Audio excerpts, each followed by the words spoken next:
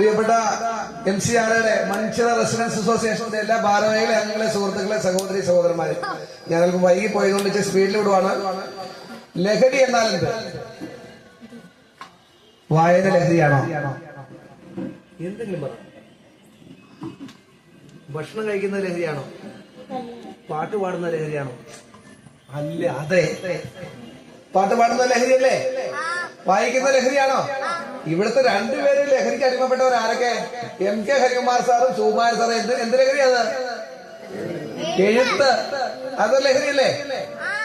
നമുക്ക് ആവശ്യമുള്ള പോസിറ്റീവ് ചിന്താഗതിയുള്ള ലഹരിയൊക്കെ നമുക്ക് എടുക്കാം, ജീവിതത്തിൽ പകർത്താം. മദ്യപിക്കാമോ? മയക്കുമരുന്ന് ഉപയോഗിക്കാമോ? പുകവലിക്കാമോ? ഇല്ല. ആരെങ്കിലും മിഠായി പരിധിയില്ലാത്ത തന്നെ തിന്നോ? ആര് പറഞ്ഞു? തിന്നൂല്ലേ? ചോക്കോബാറാണെങ്കിലോ കഴിക്കോ? ഇല്ല. അല്ലേ? ഇതുകൊണ്ടില്ലാതെ ഒരു പേടി. എന്തെങ്കിലും ഉണ്ടോ എന്നൊരു സംശയം. മയക്കുമരുന്ന് മറ്റും മേടിക്കാനുള്ള പൈസ നമ്മുടെ ഇല്ല. അതുകൊട്ടെ സാരമില്ല. എന്നാൽ നമ്മൾ ശ്രദ്ധിക്കണം കേട്ടോ. അപ്പൊ പരിചയമില്ലാത്ത ആരെങ്കിലും എന്തെങ്കിലും തന്നാൽ നമ്മുടെ കുട്ടികൾ അല്ലെങ്കിൽ വീട്ടമ്മമാർ ഉൾപ്പെടെയുള്ളവർ വാങ്ങുമോ? എന്തുകൊണ്ട് വാങ്ങില്ല? അത് കാരണം പറയണം. അതിൽ നമ്മൾ സംശയത്തോടെ എന്തെങ്കിലും മയക്കുമരുന്ന് ഉൾപ്പെടെയുള്ള സാധനങ്ങൾ ഉണ്ടോ എന്ന് സംശയം നമ്മളില് ഉള്ളിന്റെ ഉള്ളിൽ പേടിയായി രൂപപ്പെട്ടത് കൊണ്ടാണ് നമ്മൾ വാങ്ങാത്തല്ലേ. പണ്ട് കാലത്തെ അച്ഛനും അമ്മയുടെ ചോദിച്ച് ആര് തന്നാലും എന്തും മേടിച്ച് കഴിക്കുമായിരുന്നു. ശരിയല്ലേ? ശരിയാ. കാരണം ഭയപ്പെടേണ്ട ആവശ്യമില്ല. ഒന്ന് പരസ്പര ബഹുമാനവും അച്ചടക്കവും ധാർമ്മികതയൊക്കെ അന്നുണ്ടായിരുന്നു, ഇന്നില്ല. ഇന്ന് കുടുംബങ്ങളിലുണ്ടോ? അച്ഛനും അമ്മയും തമ്മിൽ ബഹളമുണ്ടോ? ഇല്ല. ഉറപ്പാണോ? അമ്മയോട് ചോദിക്കുന്നേ ഇല്ല. ശരി. അപ്പൊ കുടുംബങ്ങളിൽ തുടങ്ങി, വ്യക്തികളിൽ തുടങ്ങി, കുടുംബങ്ങളിൽ തുടങ്ങി, നമ്മുടെ സംഘടനകളിലെ റെസിഡൻസ് അസോസിയേഷനിലെ സമുദായ സംഘടനകളെല്ലാം ലഹരിക്കെതിരെ അണിനിരത്താൻ വേണ്ടി ആണ് എന്നെ പോലുള്ള ആളുകൾ നിങ്ങളുടെ വേദിയിൽ വന്ന് പോലീസ് പൊതുജന സൗഹൃദം മെച്ചപ്പെടുത്തി ലഹരിക്കെതിരെ അതിന്റെ അവസാന കണ്ണിയും വേര് മറക്കാൻ നിങ്ങളുടെ സഹായം ആവശ്യമുണ്ട് എന്ന് ഓർമ്മപ്പെടുത്തുന്നതിനാണ് ഈ പ്രോഗ്രാമിൽ പങ്കെടുക്കുന്നത് കേട്ടോ. ലഹരി പദാർത്ഥങ്ങൾ എന്നാൽ എന്ത്? ആർക്കെങ്കിലും പറയാമോ ലഹരി പദാർത്ഥങ്ങൾ എന്നാൽ എന്ത്? അത് പറയാൻ പറ്റില്ല. അപ്പൊ ഞാൻ പറഞ്ഞേക്കാം. ഉപയോഗം മൂലം മനസ്സിനെയും ശരീരത്തെയും സ്വാധീനിക്കാൻ കഴിയുന്ന പദാർത്ഥങ്ങൾ എന്തെന്ന് പറയാം? ലഹരി പദാർത്ഥങ്ങൾ എന്ന് പറയാം. നമ്മളൊരു സാധനം ഉപയോഗിക്കുന്നത് നമ്മളെ കീഴ്പ്പെടുത്തുകയും നമ്മുടെ മനസ്സിനെയും ശരീരത്തെയും സ്വാധീനിക്കുകയാണെങ്കിൽ എന്ത് പറയാം? ലഹരി പദാർത്ഥങ്ങൾ എന്ന് പറയാം. മനസ്സിലായല്ലോ? അതെ. മൊബൈൽ ഫോൺ ഒരു ലഹരിയാണോ? ചിരിച്ചേന്. അതെ. ശരിയാണോ? എത്ര നേരം അമ്മ മൊബൈൽ ഫോൺ ഉപയോഗിക്കും? ഞാൻ പറഞ്ഞു ആ അവസാനം വരെ ഉണ്ടാവുന്നു അല്ലേ? ഉണ്ടാവൂലേ? ശരി. മോൻ എത്ര നേരം മൊബൈൽ ഉപയോഗിക്കും? 2 മണിക്കൂർ. കൃത്യം 2 മണിക്കൂർ. ശരി, ആയിക്കോട്ടെ. മക്കളെല്ലാവരും മൊബൈൽ ഫോൺ ഉപയോഗിക്കും, മോശമില്ല, തെറ്റണമെന്ന് ഞാൻ പറയില്ല. പക്ഷേ ശരി തെറ്റുകൾ തിരിച്ചറിയാനുള്ള പഠനം നമ്മൾ അവർക്ക് കൊടുത്തോ എന്ന അച്ഛനമ്മമാർ ഒരു ആത്മപരിശോധന നടത്തേണ്ട കാലത്താണ് ഞാനും നിങ്ങളും ജീവിക്കുന്നത്. ഞാൻ തെറ്റ് ചെയ്തിട്ട് എന്റെ മക്കളോട് പറയുവാണ്, നിങ്ങളത് ഉപയോഗിക്കരുത്, പുകവലിക്കരുത്, മദ്യപിക്കരുത്. വീട്ടിൽ വന്ന് അച്ഛൻ മദ്യപിച്ചിട്ട് മക്കളോട് പറയാൻ പറ്റുമോ? ഉറക്കെ പറ. ഭാര്യ അതിന് കൂട്ടുവന്നിട്ട് ഭാര്യയ്ക്ക് ധാർമ്മികതയോട് അങ്ങനെ പറയാൻ പറ്റുമോ മക്കളോട്? ഉറക്കെ പറ. അപ്പൊ നമ്മൾ നാളെ ഇത് സമ്മതിക്കോ? സമ്മതിക്കരുത് കേട്ടോ. മദ്യപാനം വീട്ടിനുള്ളിൽ വെച്ച് നടത്താൻ ഒരു ഭാര്യയെ സമ്മതിക്കരുത്. ആദ്യമൊക്കെ ഇച്ചിരി രസകരമൊക്കെ ഉണ്ടാക്കും. ആ നോ മുഖത്ത് നോക്കി പറഞ്ഞാൽ ഏതൊരു ഭർത്താവും 2 അല്ലെങ്കിൽ 3-ാമത്തെ ദിവസം എന്ത് ചെയ്യും? ആ കൊച്ചു ഉത്തരം പറഞ്ഞു നിർത്തും കേട്ടോ. അപ്പൊ ഈ മദ്യവും മയക്കുമരുന്നും നമ്മളെ സ്വാധീനിക്കുന്നത് ഒരു പക്ഷേ കൊലപാതകം വരെയുള്ള പ്രശ്നങ്ങൾ നമ്മളുടെ വീട്ടിലുണ്ടാക്കാൻ ഇടയുണ്ട്. മനസ്സിലാവണ്ടോ? ഇപ്പൊ ഈ ചുറ്റുവട്ടത്ത് ഈ മഞ്ചിറ റെസിഡൻസ് സൊസൈറ്റിയിലെ ഏതെങ്കിലും ഒരു വീട്ടിലൊരാള് ഒരു ലഹരി പദാർത്ഥം അടിമപ്പെടുന്ന ആളാണെങ്കിൽ നിങ്ങൾ അദ്ദേഹത്തെ കല്യാണത്തിന് വിളിക്കോ? അതിനെ വിളിക്കാതെ ലഹരി പദാർത്ഥം ഉപയോഗിക്കുന്ന ഒരു അഡിക്റ്റ് ആയിട്ട് കഞ്ചാവ് മയക്കുമരുന്ന് എന്തോ ആയിക്കോട്ടെ, MDMA വരെയുള്ള സാധനങ്ങളുണ്ട്. അതൊക്കെ എന്താണെന്ന് അറിയാമോ? പുതിയ തരത്തിലുള്ള രാസലഹരിയിൽ അങ്ങോട്ട് പോകണ്ട. നമുക്ക് അതിന്റെ ആവശ്യമില്ല. അത്തരത്തിലുള്ള സാധനം ഉപയോഗിച്ച് അഡിക്റ്റ് ആയിട്ടാണ് നമ്മൾ കല്യാണത്തിന് വിളിക്കോ? വലിയ സാമ്പത്തിക ശേഷിയുള്ള വീട്ടിൽ നല്ല വിദ്യാസമ്പന്നനാണ്, വിളിക്കോ? നല്ല സുന്ദരനാണ്, വിളിക്കോ? സുന്ദരിയാണ്, വിളിക്കോ? അതിന് വിളിക്കുന്നത് നമ്മുടെ സമൂഹം ലഹരിക്കെതിരെ, ലഹരി ഉപയോഗിക്കുന്ന ആളുകൾക്കെതിരെയൊക്കെ അവജ്ഞയോടെയാണ് അവരെ കാണുന്നത്. അതുകൊണ്ട് മക്കളെ പറഞ്ഞ് മനസ്സിലാക്കണം. തെറ്റ് ബോധ്യപ്പെടുത്തി കൊടുക്കേണ്ട ഉത്തരവാദിത്വം പേരൻസിനാണ്. എല്ലാം മൂടി വെച്ച് എന്റെ മകൻ ഭയങ്കര സംഭവമാണ്, എന്റെ മകള് ഭയങ്കര സംഭവമാണ് എന്ന് ന്യായീകരണ തൊഴിലാളിയായി ടീച്ചർമാരെയും അല്ലെങ്കിൽ അധ്യാപകരുടെയും അതിനും അപ്പുറത്തും ആരെങ്കിലും ഒന്ന് തെറ്റിദ്ധരുത്തി പറഞ്ഞാൽ അവരെ അനുകൂലിക്കാതെ ഇവർക്കെതിരെ ടീച്ചർമാർ പറയുന്നത് തെറ്റാണ് എന്ന് പറഞ്ഞുകൊണ്ട് സ്വന്തം മക്കളെ ന്യായീകരിക്കുന്നവരെ ശ്രദ്ധിച്ചോളുക. അപകടത്തിലേക്കാണ് നിങ്ങൾ നിങ്ങളുടെ കുട്ടികളെ തള്ളിവിടുന്നത്. തെറ്റുണ്ടായെങ്കിൽ അത് തിരുത്താൻ, നമ്മുടെ കുട്ടി തെറ്റ് ചെയ്താൽ മുഖത്ത് നോക്കി കുട്ടിയോട് നിനക്കത് ചെയ്യാൻ പാടില്ല, നീ സമൂഹത്തിൽ ഒറ്റപ്പെട്ടു പോകും, ക്രിമിനൽ വാസന ഉണ്ടാവും, നിന്റെ ഭാവി ഇല്ലാതാവും പറയാനുള്ള തന്റെ മാർക്കുണ്ടാവണം. ആ ഉണ്ടോ? മാതാപിതാക്കൾക്ക് ഉണ്ടാവണം. നമ്മൾ മറച്ചു വയ്ക്കണ്ട. ഒന്നും മൂടി വെച്ചാൽ ചവിട്ടി പിടിച്ചാൽ നിൽക്കില്ല. നല്ല ഉത്തരവാദിത്തോടെ ഞാൻ പറയാം. ഒരു മയക്കുമരുന്ന് ഉപയോഗിക്കുന്നതോ മോശപ്പെട്ട വാക്ക് ഉപയോഗിക്കുന്നു, അച്ഛനും അമ്മയോട് മോശപ്പെട്ട് സംസാരിക്കുന്ന മക്കളുണ്ടോ?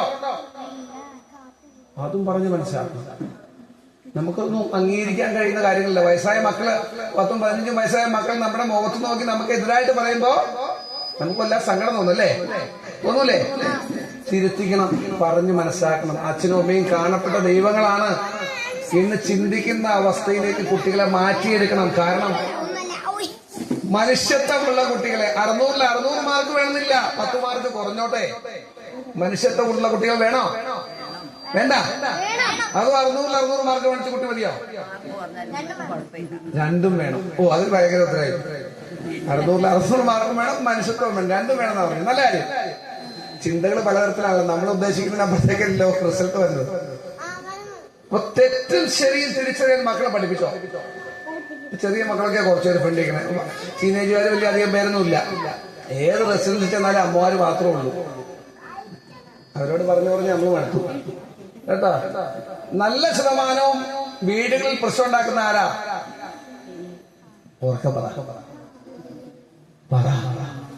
ആ ആ സ്ത്രീകളാണോ? കണ്ട ഞാനല്ലാട്ടോ പറഞ്ഞേ, അമ്മമാരാ. ഈ അമ്മയും വൈഫും ഏത് വീട്ടിൽ നല്ലതാണോ, സങ്കോച ചിന്താഗതി ഇല്ലാത്ത ആൾക്കാരാണോ, ആ വീട് ഉജ്ജ്വല വിജയത്തിലേക്ക് കടന്നു പോകും. നല്ല സന്തോഷത്തോടെ വീട് പോകും. നല്ല അഭിമാനത്തോടെ നമുക്ക് പറയാൻ കഴിയും, എന്റെ അച്ഛനും അമ്മയ്ക്കും സന്തോഷമാണ്, എന്റെ ആ വൈഫിന് സന്തോഷമാണ്, മക്കൾക്ക് സന്തോഷമാണ്. കാരണം സങ്കുച ചിന്താഗതി ഇല്ലാത്ത അമ്മ, ഭാര്യ ഉള്ള വീടുകളെല്ലാം വിജയിക്കുന്നത്. ഭാഗ്യം എന്ന് പറയട്ടെ, നമ്മുടെ വീടിന്റെ വിളക്കായിട്ട് ആരെയും നമ്മൾ കാണുന്നത്? അമ്മമാരെ അല്ലെങ്കിൽ വൈഫ് അല്ലേ? ചിലയിടത്തൊക്കെ കണ്ടമാനം കത്തിയിട്ട് മേൽക്കൂരയുടെ കത്തുക. ഒരു പരിധിയില്ല വിളക്ക് കത്തുന്നതിന്. അങ്ങനെ കത്തിയിട്ട് മേൽക്കൂരയും കത്തുക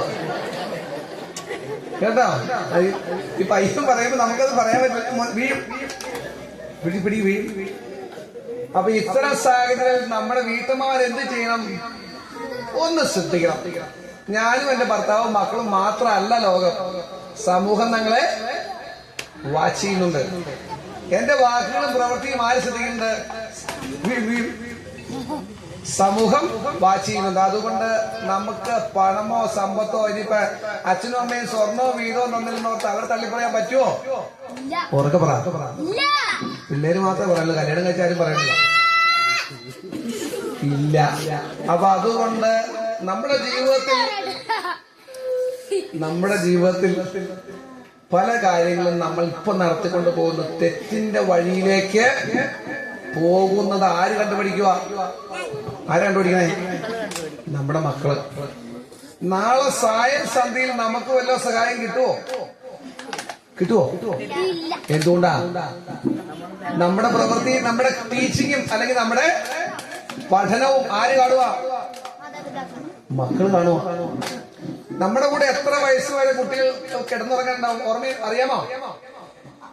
അമ്മമാരൊക്കെ അവിടെ ഇരിക്കുന്നത് അധികം പേരും. പിന്നെ അധികം പ്രായമില്ലാത്ത അമ്മമാരുണ്ട്. എത്ര വയസ്സ് വരെ കുട്ടികൾ നമ്മോടൊപ്പം കിടന്നുറങ്ങാനുണ്ടാവും എന്ന് പറയാമോ? ചുമ്മാ ആരെങ്കിലും പറഞ്ഞേ. ഞാൻ പറയുവാണ് 18 വയസ്സ് വരെ മാത്രമേ കിടന്നുറങ്ങാൻ നമ്മുടെ കൂടെ നോർമൽ ആയിട്ടുള്ള ഫാമിലിയിലെ മക്കളുണ്ടാവുള്ളൂ. അതിനുശേഷം കിടന്നുറങ്ങോ? അതിനുശേഷം നമ്മൾ കുട്ടികളെ ഉന്നത വിദ്യാഭ്യാസത്തിനായി ഔട്ട് ഓഫ് സ്റ്റേറ്റിലേക്കോ ഔട്ട് ഓഫ് ഇന്ത്യയിലേക്കോ വലിയ വലിയ കോളേജ് ഹോസ്റ്റലിലേക്കോ ഒക്കെ വിടും. 5 വർഷത്തെ കോഴ്സ്, 3 വർഷത്തെ കോഴ്സ്. ഈ വിടുമ്പോ നമ്മുടെ കുട്ടി പ്രാപ്തിയായോ? പോകാനും തിരിച്ചറിയാനും കൂട്ടുകാരെ തിരിച്ചറിയാനും ശരിക്കെതിരെ നിലനിൽക്കാനും തെറ്റിനെതിരെ നോ പറയാനും നമ്മുടെ മക്കള് പ്രാപ്തരായോ? അയോ അയോ അയോ അയോ അയോ ഇല്ലെന്ന പല അമ്മമാരും പറഞ്ഞില്ലെന്ന്. അന്നത്തെ 18 വയസ്സ് കഴിയുമ്പോ ഹോസ്റ്റലിലേക്ക് പോകണമെന്നാ പറയണേ. എന്റെ വീട്ടിലുണ്ട്, ഹോസ്റ്റലിലേക്ക് പോകണമെന്നാ പറയണേ. നമുക്ക് പേടിയാവും അല്ലേ? നമ്മുടെ മക്കളെ കൂടെ കൊണ്ട് നടന്ന് പഠിപ്പിക്കുന്ന ഒരു പഠനം ഇതല്ലേ. എന്റെ കുട്ടികൾ 2 പേരും വരാറുണ്ട്, ഇന്നൊരാളെ വന്നോളൂ. കാരണം ഇതൊക്കെ കാണണം. ശരിയല്ല, ഞാൻ പറയുന്ന കൂട്ടത്തിലായാലും കേട്ടോട്ടെ എന്ന് കരുതിയാ കൊണ്ടുവന്നെ. മനസ്സിലായോ? തിരിച്ചറിവിന്റെ പാഠങ്ങൾ ആർക്ക് വേണം? നമ്മുടെ മക്കൾക്ക് പറഞ്ഞു കൊടുക്കണം. എല്ലാ ദിവസവും എല്ലാ ഞായറാഴ്ചയും പള്ളിയിൽ പോകാൻ പറയൂലേ? പറയോ? തൊട്ടപ്പുറത്ത് സുഖമില്ലാത്ത ചേച്ചിയുടെ വീട്ടിൽ പോകാൻ പറഞ്ഞിട്ടുണ്ടല്ലേ? ഉറക്കെ പറ. അതിനാ തൊട്ടപ്പുറത്ത് സുഖമില്ലാത്ത കിടക്കുന്ന വീട്ടിൽ നീ ഒന്ന് പോയിട്ട് വാ, അവിടെ അമ്മയ്ക്ക് എങ്ങനെയുണ്ട് എന്ന് അന്വേഷിക്കാൻ നിങ്ങൾ പറഞ്ഞു വിട്ടണ്ട? ഇല്ല. പള്ളിയിൽ പോകാൻ പറഞ്ഞില്ലേ? അല്ലേ ഞായറാഴ്ച? അല്ലെ അമ്പലത്തിൽ പോകാൻ പറഞ്ഞില്ലേ? ഞാൻ മൂവാറ്റുപുഴ നേരത്തെ ആയതുകൊണ്ട് മോസ്കിൽ പോകാൻ പറഞ്ഞില്ലെന്ന് ചോദിക്കായിരുന്നു. ഇവിടെ പറയണ്ടല്ലോ, പറഞ്ഞിട്ടില്ലേ? മനുഷ്യത്വം നമ്മുടെ കുട്ടികളിലെ ഉണ്ടാക്കിയെടുക്കുന്നതിൽ അച്ഛനും അമ്മമാരും വല്ല പങ്കും വഹിക്കുന്നുണ്ടോ? നല്ല മനുഷ്യത്വമുള്ള കുട്ടികളെ അയക്കണം. നമ്മുടെ പണച്ച് കുറഞ്ഞോട്ടെ, സൗന്ദര്യച്ച് കുറഞ്ഞോട്ടെ. ഞാൻ വിശ്വസിക്കുന്നത് അങ്ങനെ. അതുകൊണ്ട് നല്ല കുട്ടികളെ വാർത്തെടുക്കണമെങ്കിൽ ചില ധാർമ്മികതയും നമ്മുടെ കുട്ടികളിലേക്ക് കുത്തിവെക്കണം. അങ്ങനെ അച്ഛനും അമ്മയും നല്ലതാണ്. എന്റെ അച്ഛനും അമ്മയും എന്നെ പൊന്നുപോലെ വളർത്തിയതാണ്, കഷ്ടപ്പെട്ട് വളർത്തിയതാണ്, വളരെ ബുദ്ധിമുട്ട് വളർത്തിയതാണെന്നുള്ളവൻ ലഹരി മരുന്ന് അടിമയാവോ? ഇല്ല. മദ്യം കഴിക്കാൻ പോവോ? നിർഭാഗ്യകരമെന്ന് പറയുന്നത് നമ്മുടെ പുതിയ ചേച്ചിമാര്, ന്യൂജൻ അമ്മമാര് കമ്പനിക്ക് പോകാൻ ഭർത്താവിനെ നിർബന്ധിക്കുന്നു. എന്താ കമ്പനി? ജോലിക്ക് പോവല്ല. ഞാൻ പറഞ്ഞത് നിങ്ങൾക്ക് മനസ്സിലാവുന്നുണ്ടോ? മകനും ഭർത്താവ് എവിടെ പോയേക്കോന്ന് വെച്ചാൽ ഭാര്യ എന്ത് പറയും? ഒരു കമ്പനിക്ക് പോയി. എന്നെ കമ്പനിക്ക് തന്നെ അവിടെ ശരിക്കും പച്ച മലയാളത്തിൽ പറഞ്ഞാൽ ഒരു മദ്യം കുടിക്കുന്ന ഒരു കൂട്ടത്തിന് വേണ്ടി പോയിരിക്കും. ആരാ പറഞ്ഞേ? അമ്മ. ആർക്കാ ഈ മദ്യം കഴിക്കുന്ന പോലെ ഉണ്ടാവും ബുദ്ധിമുട്ട് വീട്ടിലുണ്ടാവുന്നത്? അമ്മയ്ക്കും മക്കൾക്കും. ആരാ അതിന് കൂട്ട് വെക്കുന്നത്? അമ്മ. അപ്പൊ വീട്ടിൽ ചില തിരുത്തലുകൾ ആര് വരുത്തണം? അമ്മമാര് വരുത്തണം കേട്ടോ. ഇതൊക്കെ പറയുമ്പോ ഇന്ന് വീട്ടിൽ നിന്ന് ഭർത്താവിനെ കയറ്റു കുത്തിപ്പിടിക്കാനല്ല ഞാൻ പറയണേ. ഭർത്താവിനെ പറഞ്ഞ് മനസ്സിലാക്കി നല്ലപോലെ കുടുംബ അന്തരീക്ഷത്തിൽ കൊണ്ടുവന്ന് മദ്യത്തിനും മയക്കുമതിനും അടിമയല്ലാത്ത സാഹചര്യം വളർത്തിയെടുക്കും. അപ്പൊ നിങ്ങൾ എന്നോട് ചോദിക്കും, സാറേ ശകലം മദ്യം കഴിച്ച കുഴപ്പമുണ്ടോ? എനിക്ക് ഇത്ര വയസ്സ് പ്രായം പറയാനില്ല, ഇത്ര വയസ്സായി, ഒരു തുള്ളി പോലും മദ്യം കഴിച്ചിട്ടില്ല, മയക്കൊന്നും അടിമയായിട്ടില്ല. ഞാൻ വളർന്നു വന്ന എവിടെ നിങ്ങൾക്ക് അറിയാലോ? വളരെ മോശപ്പെട്ട അവസ്ഥയാണ്. മദ്യവും മയക്കുമരുന്നും ജീവിതത്തിൽ ഒരിക്കൽ പോലും ഉപയോഗിക്കൂല എന്നൊരു ശപഥം ചെയ്ത് മുന്നോട്ട് പോകണം. ഇനി അതുകൊണ്ട് നമുക്ക് എന്ത് ലാഭം കിട്ടിയാലും അതിന് ഞാൻ കൂട്ടുകൂടില്ല എന്ന് പറയാനുള്ള തന്റെ ഇടമുള്ള മക്കളെ ആര് വളർത്തിയെടുക്കണം?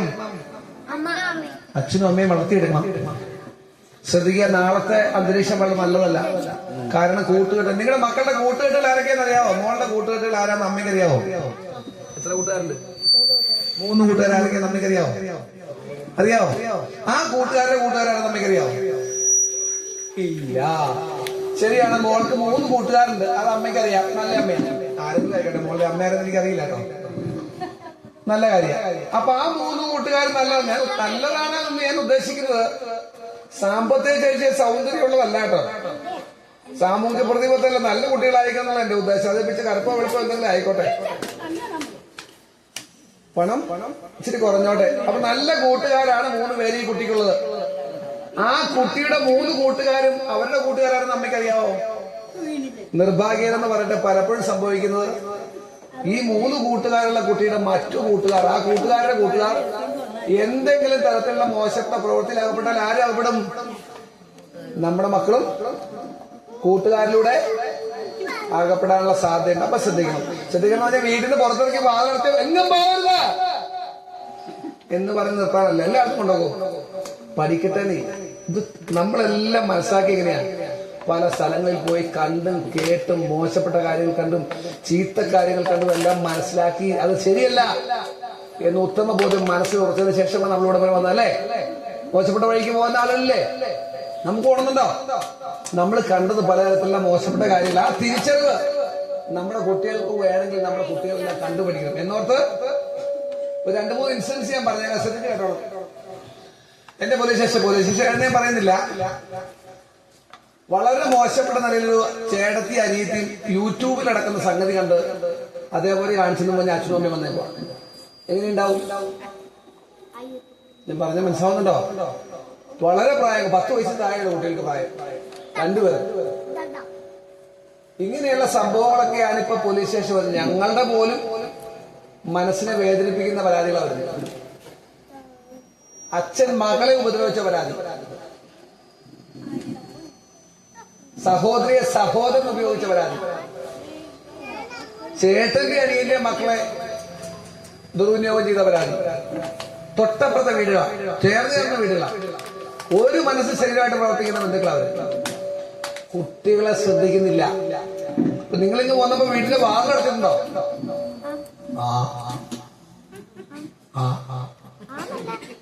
വീട്ടിന്റെ പുറകിലത്തെ വാതിലടച്ചിട്ടുണ്ടോ അമ്മ? കണ്ടോ? ശരി, ഒരാൾ ആക്കി.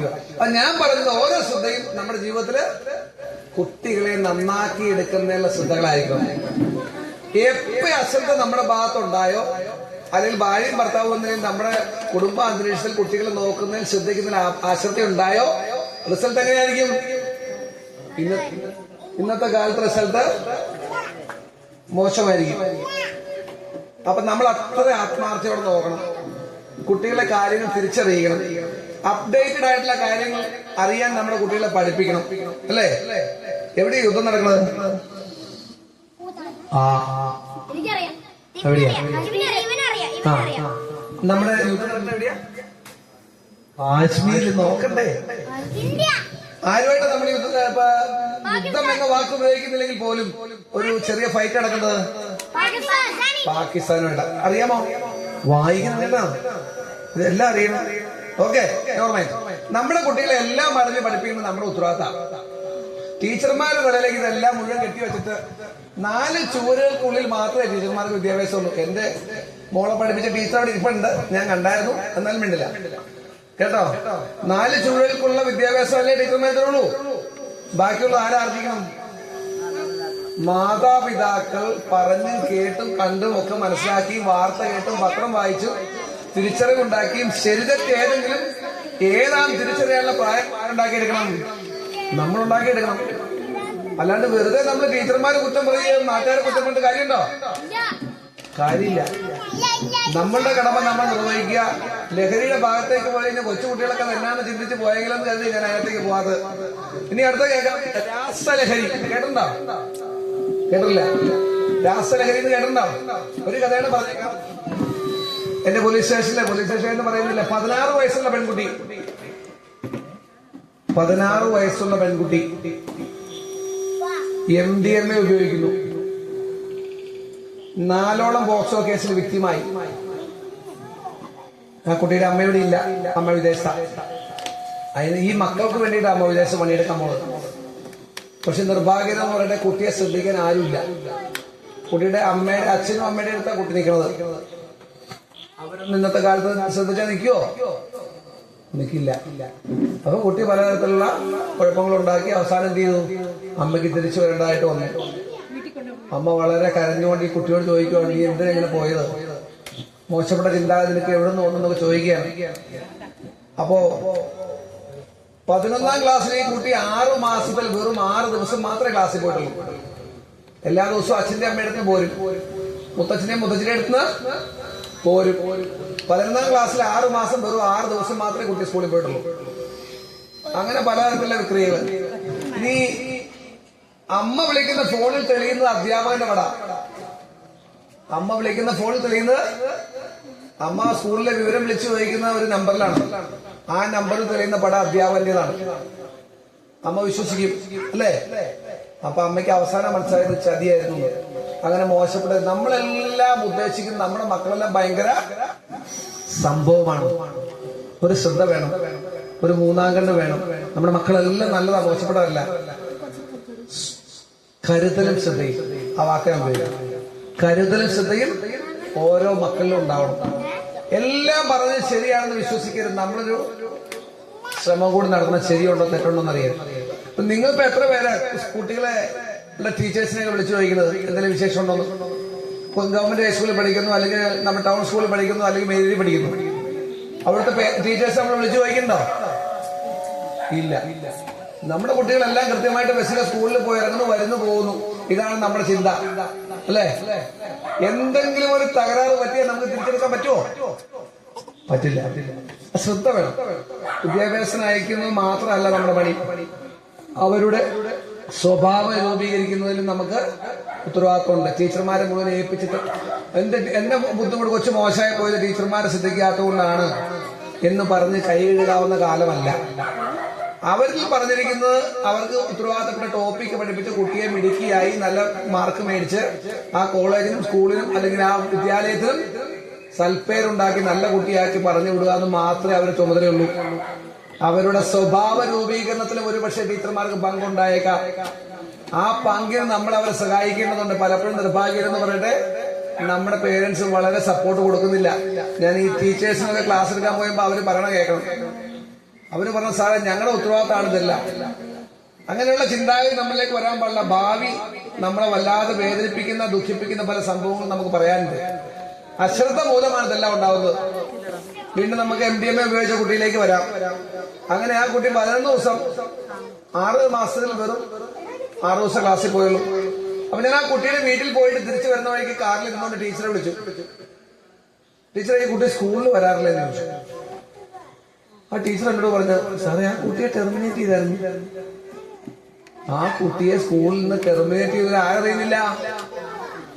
പാവപ്പെട്ട അമ്മയുടെ അച്ഛനും അമ്മയ്ക്ക് അറിയാമോ? ഇല്ല. അവര് വാട്സപ്പോ അല്ലെങ്കിൽ മെസ്സേജ് വല്ലതും നോക്കണ്ടോ? ഇല്ല. അപ്പൊ ഞാൻ ചോദിച്ചു, ടീച്ചറെ സ്കൂളിൽ കുട്ടി ആബ്സെന്റ് ആയി കഴിഞ്ഞാൽ മെസ്സേജ് കൊടുക്കാറുണ്ടോ? ഉണ്ട്. ഇങ്ങനെയുള്ള കാര്യങ്ങളൊക്കെ വീഴ്ച വരുത്തി അങ്ങ് പോവാൻ വേണ്ടി. എന്നിട്ട് എവിടെ ഒരു അവസാനമാകുമ്പേ പോലീസ് സ്റ്റേഷനിൽ. ഈ പോലീസ് സ്റ്റേഷനിലേക്ക് വന്നു കഴിഞ്ഞാൽ നമുക്ക് അതിനകത്ത് ഒരു പരിധിക്കപ്പുറം നിയമവിരുദ്ധ പ്രവൃത്തി കേസെടുത്ത് പ്രതികളെ ജയിലിൽ വിടാം എന്നല്ലാതെ നമ്മൾ പറഞ്ഞു നിൽക്കുവോ? നമ്മുടെ കുട്ടികൾക്ക് 18 വയസ്സിൽ താഴെയുള്ള കുട്ടികൾക്ക് ഗുഡ് ടച്ച് ബാഡ് ടച്ച് എന്നാന്ന് ആരും പഠിപ്പിച്ചോ? പഠിപ്പിക്കണുണ്ടോ? ഉണ്ടോ? ഇല്ല. പോക്സോ എന്നാന്ന് അറിയാവുന്ന വീട്ടമ്മമാരുണ്ടോ? പോക്സോ എന്നാൽ എന്ത് അറിയാമോ? ഇതൊക്കെ നിങ്ങൾ അറിയേണ്ട കാര്യങ്ങളാണ്. ഞാനിത് പറയുമ്പോൾ എന്റെ അനുഭവത്തിൽ എനിക്ക് കിട്ടിയ തൊഴിലിന്റെ കാര്യങ്ങൾ സമൂഹത്തിൽ അറിയാൻ പാടില്ലാത്ത പലരും അറിയുന്നില്ല എന്നുള്ളതാണ് ഞാനിത് പറയണത്. എന്താ പോക്സോ? ഇപ്പോഴും അറിയില്ല. നമ്മൾ താഴെ തട്ടിലേക്കൊന്നും വന്നിട്ടില്ല. അപ്പൊ ഏതായാലും കുറെ പാവങ്ങൾ പ്രതിയാവും, കുറെ പാവങ്ങൾ എതിരാവും. പോലീസ് കേസെടുക്കും, ജയിലിൽ പോകും. 10, 40, 30 വർഷമൊക്കെ ജയിലിൽ കിടക്കും. അന്നേരം സോഷ്യൽ മീഡിയ പടം വരും, പത്രത്തിൽ പടം വരും.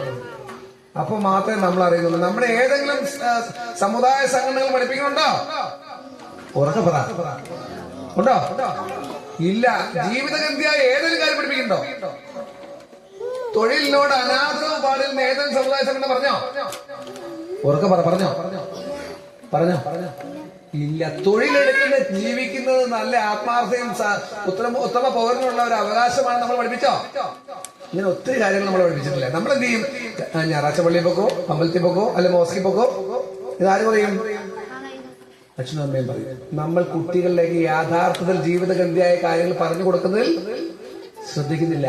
പോക്സോ എന്നാലും ചോദ്യത്തിന് ആരും പറഞ്ഞില്ല. 18 വയസ്സിൽ താഴെയുള്ള ആൺകുട്ടി ആയിക്കോട്ടെ പെൺകുട്ടി ആയിക്കോട്ടെ ശ്രദ്ധിച്ചു കേട്ടോ. ലൈംഗിക കുറ്റകൃത്യത്തിൽ അടിമപ്പെട്ടു പോയാൽ അല്ലെങ്കിൽ ഇരയായി പോയാൽ അതിനെതിരെ എടുക്കുന്ന സെക്ഷനാണ് protection of children from sexual offences act 2012 എന്ന നിയമം. അതികഠിനമായ നിയമമാണ്. ടൈം ബൗണ്ട് അന്വേഷണമാണ്. ഇതിന്റെ ഇൻവെസ്റ്റിഗേഷൻ പലതരത്തിൽ പോലീസ് ശ്രദ്ധിക്കുന്നുണ്ട്. ടൈം ബൗണ്ടായിട്ട് ചാർജ് കൊടുക്കും. കനത്ത ശിക്ഷയാണ്. ഒരു ഫാസ്റ്റ് ട്രാക്ക് കോടതിയാണ് നോക്കുന്നത്. നിങ്ങൾ പത്രങ്ങളിൽ വായിച്ചിട്ടുണ്ടാവും 30 വർഷം 40 വർഷം 50 വർഷം എന്നൊക്കെ ശിക്ഷ കേട്ടല്ലേ? എന്താ സംഭവം? പോക്സോ എന്ന് വെച്ചാൽ 18 വയസ്സിൽ താഴെയുള്ള ആൺകുട്ടി ആയിക്കോട്ടെ പെൺകുട്ടി ആയിക്കോട്ടെ. നിങ്ങൾക്കൊരു ധാരണയുണ്ട് പെൺകുട്ടി മാത്രമാണെന്നല്ലേ? അങ്ങനെയല്ല. 18 വയസ്സായ താഴെയുള്ള ആൺകുട്ടിയായാലും പെൺകുട്ടിയായാലും ഇരയാക്കപ്പെട്ടാൽ പോക്സോ ലൈംഗിക കുറ്റകൃത്യത്തിൽപ്പെട്ടായിരിക്കും കേട്ടോ. ആ നിയമ പ്രത്യേകത്തിൽ അങ്ങനെ പറയാം, protection of children from sexual വാക്കാണ് അതിന്. അപ്പൊ ഇത്തരം കാര്യങ്ങൾ നമ്മുടെ കുട്ടിയെ ഒന്ന് ഓർമ്മപ്പെടുത്തണ്ടേ? തെറ്റിലേക്ക് പോവാതെ നോ പറയാൻ നമ്മൾ പഠിപ്പിച്ചോ? ചില സമയത്ത് ആ നോ പറഞ്ഞാൽ എന്ത് മാറ്റം ഉണ്ടാവും ജീവിതത്തില്? ജീവിതകാലം മുഴുവൻ ചിലപ്പോൾ സന്തോഷിക്കുക അല്ലേ? ശരിയാണോ? അല്ലെങ്കിൽ ആ നോ പറഞ്ഞില്ലെങ്കിലോ? ഒരു കുടുംബം മാത്രമല്ല, ഒരു പ്രദേശം മുഴുവൻ സംസാരിക്കാത്ത അവസ്ഥയിലേക്ക് പോവാം. ജീവിതം ഇനി വേണ്ട എന്ന് വെക്കുന്ന തരത്തിലേക്ക് പോലും ചില കുടുംബാംഗങ്ങൾ പോവുകയാണ്. ആ നോ പറയാൻ ആര് പഠിച്ചു? നമ്മുടെ കുട്ടികൾ, അല്ലെങ്കിൽ നമ്മുടെ 18 വയസ്സായ പെൺകുട്ടികൾ. ഈ നോ പറഞ്ഞായിരുന്നെങ്കിൽ അങ്ങനെ സംഭവം നടക്കില്ലായിരുന്നു. നമ്മുടെ ഏത് പെൺകുട്ടി ആയിക്കോട്ടെ, അമ്മമാരായിക്കോട്ടെ, യുവതികളായിക്കോട്ടെ, മുഖത്ത് നോക്കി നോ പറഞ്ഞാൽ നമ്മളെ ആക്രമിക്കാൻ വരുന്നവർ ഒരാളും ഇല്ലെന്ന് വിശ്വസിക്കുന്ന ആളെയാണ്. പറഞ്ഞ മനസ്സായോ? എന്തും സഹിച്ച് ജീവിക്കുന്നതാണോ സ്ത്രീകളുടെ ജോലി? ആണോ? കുടുംബങ്ങൾ എന്തെല്ലാം ബുദ്ധിമുട്ടുണ്ടായാലും എന്ത് പറയില്ല? നോ പറയില്ല. ഇന്ന് പോയി ഭർത്താവിനോട് വെള്ളം ഉണ്ടാക്കാനല്ല ഞാൻ പറഞ്ഞേ. തെറ്റ് കണ്ടാൽ നോ പറയാനുള്ള ആർജവം ആർക്കുണ്ടാക്കണം? മക്കൾക്കുണ്ടാക്കണം. നമ്മളൊരു 10, 20, 22, 23 വയസ്സായിരിക്കും നമ്മുടെ പെൺകുട്ടികളാണ് എന്ത് ചെയ്യും? കല്യാണം കഴിച്ചായിരിക്കും. അല്ലെങ്കിൽ നമുക്ക് ആൺകുട്ടികൾ എന്ത് ചെയ്യും? ആൺകുട്ടി ഒരു പെൺകുട്ടിയെ കല്യാണം കഴിച്ച് നമ്മൾ വീട്ടിൽ കൊണ്ടുവരും. ആ കുട്ടികളോട് പെരുമാറുന്നത് മുതൽ കുട്ടി കൊടുക്കുന്ന എല്ലാ പരിഗണനയും ആർക്ക് കൊടുക്കണം? പെൺകുട്ടി ആയിക്കോട്ടെ, ആൺകുട്ടി ആയിക്കോട്ടെ, എന്റെ മകളാണ് എന്ന് പറയാൻ അമ്മായിമാർ തയ്യാറുണ്ടോ? ഉണ്ടോ? ഇപ്പോഴും ഇല്ലെന്നാ പറയണേ. എന്നെ അങ്ങനെ തയ്യാറാവണം. അതൊരു ചെറിയ മിസ്റ്റേക്കാണ് നമ്മുടെ നാട്ടില്. കാരണം കുടുംബ പ്രശ്നങ്ങളിൽ ഏറ്റവും കൂടുതൽ പ്രശ്നം വരുന്നത് 2 സ്ത്രീകൾ തമ്മിൽ കൂട്ടുകൂട്ടുമ്പോഴാണ്. ഞാൻ ധാരാളം ഫാമിലി മാറ്ററുകൾ രാത്രി മുഴുവൻ, രാവിലെ മുതൽ വൈകുന്നേരം വരെ കേട്ടിട്ടുണ്ട്. ഒരിക്കലൊരു ചേച്ചിയോട് ചോദിച്ചു, കല്യാണം കഴിച്ച പ്രശ്നം ഉണ്ടായിട്ട് വന്നാണ്, സാറിന് എന്നെ എത്ര താല്പര്യം ചോദിച്ചു. എനിക്ക് താല്പര്യം ഉണ്ടായിട്ടല്ല. വൈകുന്നേരമായി കഴിഞ്ഞപ്പോൾ കുട്ടി രണ്ടും കൽപ്പിച്ച് സമ്മതിച്ചു, കൗൺസിലിംഗ് ഒക്കെ റെഡിയായി, ഇപ്പൊ സന്തോഷമായിട്ട് ജീവിക്കുക. കൃത്യമായ സമയത്ത് നമ്മുടെ മെന്റൽ ഹെൽത്ത്, അല്ലെങ്കിൽ മാനസിക ആരോഗ്യത്തിലുണ്ടാകുന്ന വ്യതിചലനങ്ങൾ നമ്മൾ ഡോക്ടറെ കാണിക്കുന്നില്ല, അല്ലെങ്കിൽ ഒരു സൈക്കോളജിസ്റ്റിനെ കാണിക്കാതെ ഇതെല്ലാം ചുമന്ന് തലയിൽ ഈ ബുദ്ധിമുട്ടെല്ലാം വഹിച്ച് ഞരമ്പ് പൊട്ടി എങ്ങോട്ട് പോവാ? വലിയ വലിയ അസുഖങ്ങളിലേക്ക് പോവാ. അതുകൊണ്ട് നിങ്ങളുടെ വീട്ടിൽ ബുദ്ധിമുട്ടുണ്ടായാൽ നിങ്ങൾക്ക് സഹായത്തിന് പോലീസ് അല്ലെങ്കിൽ നമ്മുടെ സമൂഹം തയ്യാറാണ്. പലപ്പോഴും ഇതെല്ലാം മൂടി വെച്ച് നമ്മുടെ വീട്ടമ്മമാര്, നമ്മുടെ യുവതികളെല്ലാം നടക്കുക. അതിന്റെ ആവശ്യമില്ല. നിങ്ങൾക്ക് കൂടുതൽ, സ്ത്രീകൾക്കും കുട്ടികൾക്കും കൂടുതൽ പരിഗണനയുള്ള ഒരു നിയമ സംവിധാനമുള്ള രാജ്യത്താണ് നിങ്ങൾ ജീവിക്കുന്നത് എന്നോർത്ത് തെറ്റു പറഞ്ഞ്, കള്ളത്തരം പറഞ്ഞ് ആരെയും കീഴ്പ്പെടുത്തിയേക്കരുത്. അത് ഈ നിയമത്തോട് ചെയ്ത ഒരു ചതി വഞ്ചനയാണ്. നമുക്കറിയാം, പോലീസ് സ്റ്റേഷൻ സ്ത്രീ പെറ്റീഷനായിട്ട് വന്നൊരു പരിഗണന കൊടുക്കും നമ്മൾ. ആ പെറ്റീഷൻ നമ്മൾ എടുത്ത് പരിശോധിച്ച് ഒരു നല്ല സമയത്ത് ചെല്ലുമ്പോഴായിരിക്കും ഈ പെറ്റീഷൻ ശരിയാണോ എന്നൊരു സംശയം വരുന്നത്. സ്വാഭാവികമായിട്ട് എന്ത് ചെയ്യും? ആ പെറ്റീഷന്റെ മെറിറ്റിനനുസരിച്ച് മാത്രമേ നിലപാടെടുക്കാൻ കഴിയുള്ളൂ. ഒരു സ്ത്രീ പെറ്റീഷൻ ഒന്നും, ഒരു പെൺകുട്ടി പെറ്റീഷൻ ഒന്നും കൊടുത്താൽ നിയമപരമായിട്ട് ചിലപ്പോൾ കേസ് എടുത്തേക്കാം. പക്ഷെ അതിന്റെ അങ്ങേ തലക്കിലുള്ളവരെ കേൾക്കേണ്ട ബാധ്യത ആർക്കുണ്ട്? സമൂഹത്തിനുണ്ട്. അപ്പൊ നമ്മൾ ഒരു കാരണവശാലും നിയമം ലംഘിക്കരുത്. നിയമത്തിന്റെ അതിന്റെ അന്തസ്സ് കളയരുത്. സ്ത്രീകളും പെൺകുട്ടികളും പ്രത്യേകം ശ്രദ്ധിക്കണം. ഞാൻ പറയുമ്പോൾ പല കാര്യങ്ങളുണ്ട്. നമ്മുടെ കുട്ടികളുടെ മാത്രമല്ല, വീടുകളിലെയും പ്രശ്നങ്ങൾക്ക് പല കാരണം സ്വത്തിനും പണത്തിനും സ്വർണത്തിനും അംഗീകാരത്തിനും ഒക്കെ വേണ്ടിയിട്ടുള്ള തർക്കങ്ങളാണ്. ഞാൻ 2 ഡോക്ടേഴ്സ് തമ്മിൽ ഏറ്റവും കൂടുതൽ ഒരു പരാതി കേട്ടു. 2 പേരും ഡോക്ടർമാരാണ്, BDS. ചേച്ചിയുടെ ആഗ്രഹം ഭർത്താവിന്റെ വീട്ടിൽ താമസിക്കാൻ പറ്റില്ല.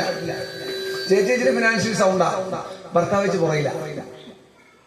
ചേച്ചി പറഞ്ഞ ഒരു കാരണവശാലും ഞാൻ അവരായിട്ട് സംസാരിക്കാനില്ല, അവരെ വീട്ടിൽ താമസിക്കുന്ന എനിക്ക് ഭർത്താവിനെ വേണ്ട. 2 പേരും നല്ല സ്മാർട്ടായിട്ടുള്ള ഡോക്ടേഴ്സാണ്, നല്ല തിരക്കുള്ള ഡോക്ടേഴ്സാണ്. ഇത് കൂട്ടിന് അമ്പനും മുന്നിൽ അടക്കൂല, അപ്പനും അമ്മേനും വിളിച്ച് സംസാരിച്ചു അടക്കൂല. അവസാനം അവരവരെ വഴിക്കൂ. കാരണം അവരെ ഉപദേശിക്കാൻ ഒരു പരിധിക്ക് അപ്പുറത്ത് നമുക്ക് കഴിയില്ല. 2 പേരും അവരവരുടെ വിട്ടുവീഴ്ചയില്ല. പ്രോബ്ലം സോൾവ് ചെയ്യാനുള്ള മെന്റാലിറ്റി ആർക്കില്ല? നമ്മുടെ വിദ്യാസമ്പന്നർക്ക് പോലും ഇല്ല.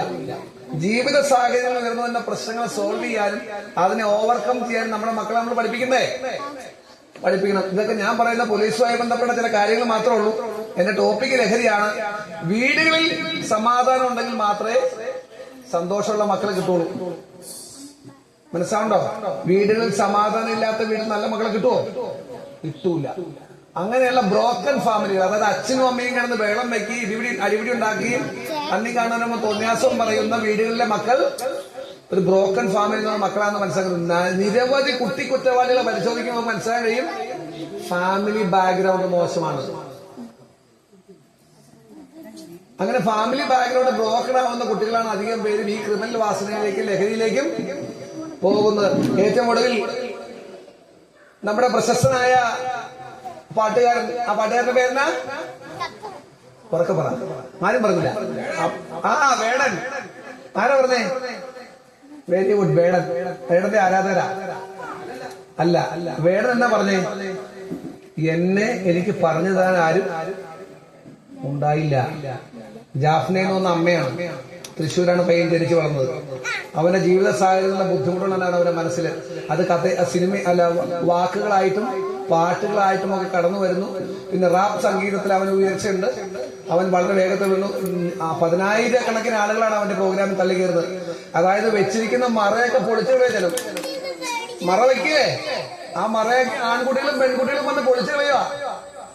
ആ വേടൻ പറഞ്ഞ മനസ്സിലായോ? എന്റെ അച്ഛനും അമ്മയും എനിക്ക് പറഞ്ഞു തരാൻ, നല്ലത് പറഞ്ഞു തരാൻ ഉണ്ടായില്ല. അപ്പൊ പ്രതിഷേധമാണ് ആ വാക്കുകൾ മുഴുവൻ. സമൂഹത്തോട്, പലതരത്തിലുള്ള സംഘടനകളോട്, പലതരത്തിലുള്ള പ്രസ്ഥാനങ്ങളോട്, പലതരത്തിലുള്ള സമൂഹത്തിലെ നേർക്കാഴ്ചകളോടുള്ള ഒരു പ്രതിഷേധമാണ് ആ പാട്ടുകൾ പറയുന്നത്. നിങ്ങൾ പാട്ടുകൾ ശ്രദ്ധിച്ചായിരുന്നോ? 6 ഗ്രാം കഞ്ചാവുമായിട്ട് ആ ചങ്ങാതിനെ ഹിൽ പാലസ് പോലീസ് അറസ്റ്റ് ചെയ്തായിരുന്നു. അങ്ങനെയാണ് ആര് ഫേമസ് ആയത്? അപ്പോഴാണ് നമ്മൾ വേടനെ അന്വേഷിച്ചു പോയത് അല്ലേ? വേടൻ അറസ്റ്റിൽ എന്ന് പറഞ്ഞ് ഫ്ലാഷ് ന്യൂസ് വേടനോ? അതിനുശേഷം അദ്ദേഹത്തെ പുലിപ്പല്ലുമായി ബന്ധപ്പെട്ട കേസ് ഇപ്പൊ വനംവകുപ്പിന്റെ കയ്യിലാണ്. വനംവകുപ്പ് എന്തെങ്കിലും ചെയ്തോട്ടെ, നമുക്കറിയണ്ട, നമ്മൾ അതിലേക്ക് പോകണ്ട. ഞാൻ പറഞ്ഞു വന്ന ലഹരി ആര് ഉപയോഗിച്ചാലും സമൂഹം അംഗീകരിക്കോ? ഇല്ല. ഒരു സിനിമാതാരം ഇറങ്ങി ഓടി, ആ താരത്തിന്റെ പേരെന്നാ? നിങ്ങൾ പത്രമൊക്കെ വായിക്കണുണ്ടോ? TV news കേൾക്കണുണ്ടോ? ആ പയ്യന്റെ പേരെന്നാ? ഇറങ്ങി ഓടിയ നടന്ന പേരെന്നാ? ഷൈൻ ടോം ചാക്കോ. എന്തിനാ ഇറങ്ങി ഓടിയേ? സ്വന്തം പല്ലും അതുപോലെ തന്നെ അസ്ഥികൾ പോലും ഞെരിഞ്ഞു പോകുന്ന തരത്തിലുള്ള ലഹരി മരുന്നുകൾ ഉപയോഗിക്കുന്ന പല താരങ്ങളും ഉണ്ടെന്ന് നമുക്ക് മനസ്സിലായില്ലേ? നമ്മൾ ആരെ ആദരിക്കണേ? നമ്മൾ ഭയങ്കര ഫേമസ് ആയിട്ട് ആരെയും മനസ്സിൽ കൊണ്ടു നടക്കുന്നത്? ഇത്തരത്തിലുള്ള പല്ലയാന്നറിയുമ്പോൾ നമുക്കൊരു അപറ്റം തോന്നും അല്ലേ? ശരിയാണോ? അപ്പൊ അതിന്റെ ആവശ്യമില്ല. നല്ല നല്ല ആളുകളെ ബഹുമാനിക്കുകയും നല്ല നല്ല ആളുകളെ അനുകൂലിക്കുകയും ചെയ്യാം. മോശപ്പെട്ട കളിലേക്ക് പോകണ്ട. വേടന്റെ സ്റ്റൈല് പറയുന്നു. അതിന് ഇപ്പത്തെ യുവാക്കളും യുവതികളും എന്തൊരു പെൺകുട്ടികളാണെന്നറിയ പ്രോഗ്രാമിൽ വന്നത്. ഇടിച്ചു പൊളിച്ച് കയറുക. 10,000-10,000 പേര്. അവസരം പോലീസ് 4 റോഡ് ബ്ലോക്ക് ചെയ്യേണ്ട അവസ്ഥയാ 3 ആള് വരായിരിക്കാൻ. വേടന്റെ റാപ്പ് സംഗീതത്തിന് വളരെ പ്രാധാന്യം ഇറക്കിന്ന് പോകുന്നു. ആ ചങ്ങാതിനെ പോലും ആ ചങ്ങാതി പറഞ്ഞു, കുട്ടികളെ, ഞാൻ ചില തെറ്റുകൾ ചെയ്യുന്നത് നിങ്ങൾ അനുകരിക്കരുത്. ആര് പറഞ്ഞു? വേടൻ പറഞ്ഞു. എന്താ? ലഹരി ഉപയോഗിക്കുന്നു അല്ലേ? ലഹരി ഉപയോഗിച്ച് ഒരു തെറ്റാവതാരം ചെയ്തപ്പോ അദ്ദേഹത്തിന് സ്വാഭാവികമായിട്ടും ജാമ്യം കിട്ടുന്നൊരു വകുപ്പുള്ള വെറും 6 ഗ്രാം കഞ്ചാവ് മാത്രം ഉള്ളതുകൊണ്ട് എന്ത് ചെയ്തു? ജാമ്യം കിട്ടി. പോലീസിന്റെ ഭാഗത്ത് നിയമപരമായ നടപടി പൂർത്തിയാക്കി കൊടുത്തു. അവർ പൗരന്റെ അവകാശത്തിൽ അവർ ജാമ്യം കിട്ടി, അവർ ജാമ്യം കിട്ടി. പക്ഷെ അദ്ദേഹം പറഞ്ഞു, ഞാൻ തെറ്റ് ചെയ്തു, ഇനി ഞാനത് ഉപയോഗിക്കില്ല, അല്ലെങ്കിൽ എത്ര കാര്യങ്ങൾ ഉപയോഗിക്കുന്നത് നിങ്ങൾ എന്നെ അനുകരിക്കരുത്. ആര് പറഞ്ഞു? അതാണ് അദ്ദേഹത്തിന് കിട്ടിയൊരു മെറിറ്റ് എന്ന് വിശ്വസിക്കുന്നത് ഞാൻ. കാരണം പലപ്പോഴും നമുക്കറിയാം, ഏതെങ്കിലും കഞ്ചാവ് കേസിലെ പിടിക്കുവാണെങ്കിൽ എന്ത് ചെയ്യും? അച്ഛനമ്മമാരും നാട്ടുകാരും സോഷ്യൽ മീഡിയ ഒക്കെ ആരെ എതിർത്ത് പറയും? അവനിങ്ങനെ ചെയ്യൂല. പോലീസ് പിടിച്ചാലും എന്ത് പറയും? പക്ഷെ ഈ കേസിൽ വേടൻ പറഞ്ഞു, എനിക്ക് ചില തെറ്റുപറ്റി, എന്നെ അനുകരിക്കുന്നവരാരും ആ തെറ്റിലേക്ക് പോകരുതെന്ന് പറഞ്ഞു. അപ്പൊ വേടനെ പോലെയുള്ള ആളുകൾ നമുക്ക് സൂചന നൽകുന്നത് എന്താ? ലഹരിക്ക് അടിമപ്പെട്ട് പോയാൽ ആരും സംരക്ഷിക്കാനുണ്ടാവില്ല. ലഹരിയുടെ ഒരു ഭാഗത്തേക്ക് നമ്മൾ കടക്കുമ്പോ NDPS എന്ന് പറഞ്ഞ സെക്ഷൻ ഇട്ട് അതിന് കേസെടുക്കുന്നത്. Narcotic drugs and psychotropic substance act 1985 Indian parliament പാസ്സാക്കിയ ഒരു കനത്ത നിയമമാണിത്. അതിനുശേഷം 3-4 അമെന്റ്മെന്റുകൾ വന്നിട്ടുണ്ട്. എന്തു തന്നെയായാലും ഇത് ഉപയോഗിക്കുന്ന പോലെ വിപണനം, ഇതിന്റെ ഉൽപാദനം അല്ലെങ്കിൽ സഹായിക്കുന്നവന് മുഴുവൻ ഈ കേസിലേക്ക് പ്രതിയാകുന്നു. അതിന്റെ ക്വാണ്ടിറ്റിക്ക് അനുസരിച്ചാണ് ശിക്ഷ. സ്മോൾ ക്വാണ്ടിറ്റി ഉണ്ട്, മീഡിയം ക്വാണ്ടിറ്റി ഉണ്ട്, കൊമേഴ്ഷ്യൽ ക്വാണ്ടിറ്റി ഉണ്ട്. അത് രാസലഹരി ആയാലും നാച്ചുറൽ ഡ്രഗ്സ് ആയാലും സെമി സിന്തറ്റിക് ഡ്രഗ്സ് ആയാലും സിന്തറ്റിക് ഡ്രഗ്സ് ആയാലും എല്ലാം അതിന്റെ ഘടനയ്ക്ക് വ്യത്യാസമുണ്ട്. ശിക്ഷ 20 വർഷം വരെ ജയിലിൽ കിടക്കാം. അത് ഉപയോഗിച്ച് കൈവശം വെച്ചൊക്കെ പോയി കഴിഞ്ഞാൽ ക്വാണ്ടിറ്റി അനുസരിച്ച് ഞാൻ പറഞ്ഞേ. കൂടാതെ ഫൈനും വരും. ഇത്തരത്തിലൊരു അപകടം പിടിച്ച പണിയാണ് ആര് ചെയ്യുന്നത്? നമ്മൾ ചെയ്യുന്നത്. നമ്മൾ പലപ്പോഴും നമ്മളൊരു വിചാരം ടൗണുകളിലെ കോളേജുകളിലെ സ്കൂളുകളിലും അല്ലെങ്കിൽ ടൗണിലൊക്കെ ലഹരി ഒഴുകുന്നതാണ് അല്ലേ? അങ്ങനെയുണ്ടോ? അങ്ങനെയൊന്നും ഇല്ലാട്ടോ. നമ്മുടെ ഗ്രാമപ്രദേശങ്ങളിൽ പോലും ചില കുട്ടികൾ ഇതിന് വശംവദരാകുന്നു. അപ്പൊ അതൊക്കെ അമ്മമാർ ശ്രദ്ധിക്കണം. ഇനി ഞാൻ ഒറ്റ കാര്യം, എങ്ങനെ പോലീസിനെ വിളിക്കും നിങ്ങൾ? ഇതൊക്കെ സംഭവം നമ്മൾ കണ്ടു, ഒന്ന് പോലീസിനെ അറിയിക്കണമെന്ന് സാമൂഹിക പ്രതിബദ്ധതയുള്ള പൗരനാണ് ഞാൻ. എങ്ങനെ അറിയിക്കും? എങ്ങനെ അറിയിക്കും? 916 911 അല്ല, 112 വിളിക്കണം കേട്ടോ. നമ്പർ എത്രയാ? നിങ്ങൾക്ക് മറ്റൊരു പേടിയുണ്ട്. പോലീസ് അറിയിച്ച ചിലപ്പോ അത് ചോർന്നു പോകാൻ സാധ്യത ഉണ്ടെന്നൊരു ചിന്താഗതി എല്ലാവരുടെ ഉള്ളിലില്ലേ ഒരു പേടി. അത് നമ്മൾ വേറെ പുതിയ സാധനം ഇറക്കിയിട്ടുണ്ട്. യോദ്ധാവ് എന്ന് പറഞ്ഞൊരു ആപ്പ്. എന്താ പറഞ്ഞേ? നിങ്ങളെ എല്ലാവരും സ്മാർട്ട് ഫോൺ അല്ലേ? 3-9 അന്ന് എടുത്തേ എല്ലാവരും. എടുത്തേ, ചുമ്മാ അറിയാലോ. എടുത്ത് സ്മാർട്ട് ഫോൺ എടുത്തേ, അല്ലെങ്കിൽ മൊബൈൽ എടുക്ക്. 3-9-5-9-6 തവണ അടിച്ചേ. അതൊന്ന് വാട്സപ്പിലേക്ക് സേവ് ചെയ്ത് വാട്സപ്പ് ആക്കിയേ. 3-9-5-9-6 തവണ.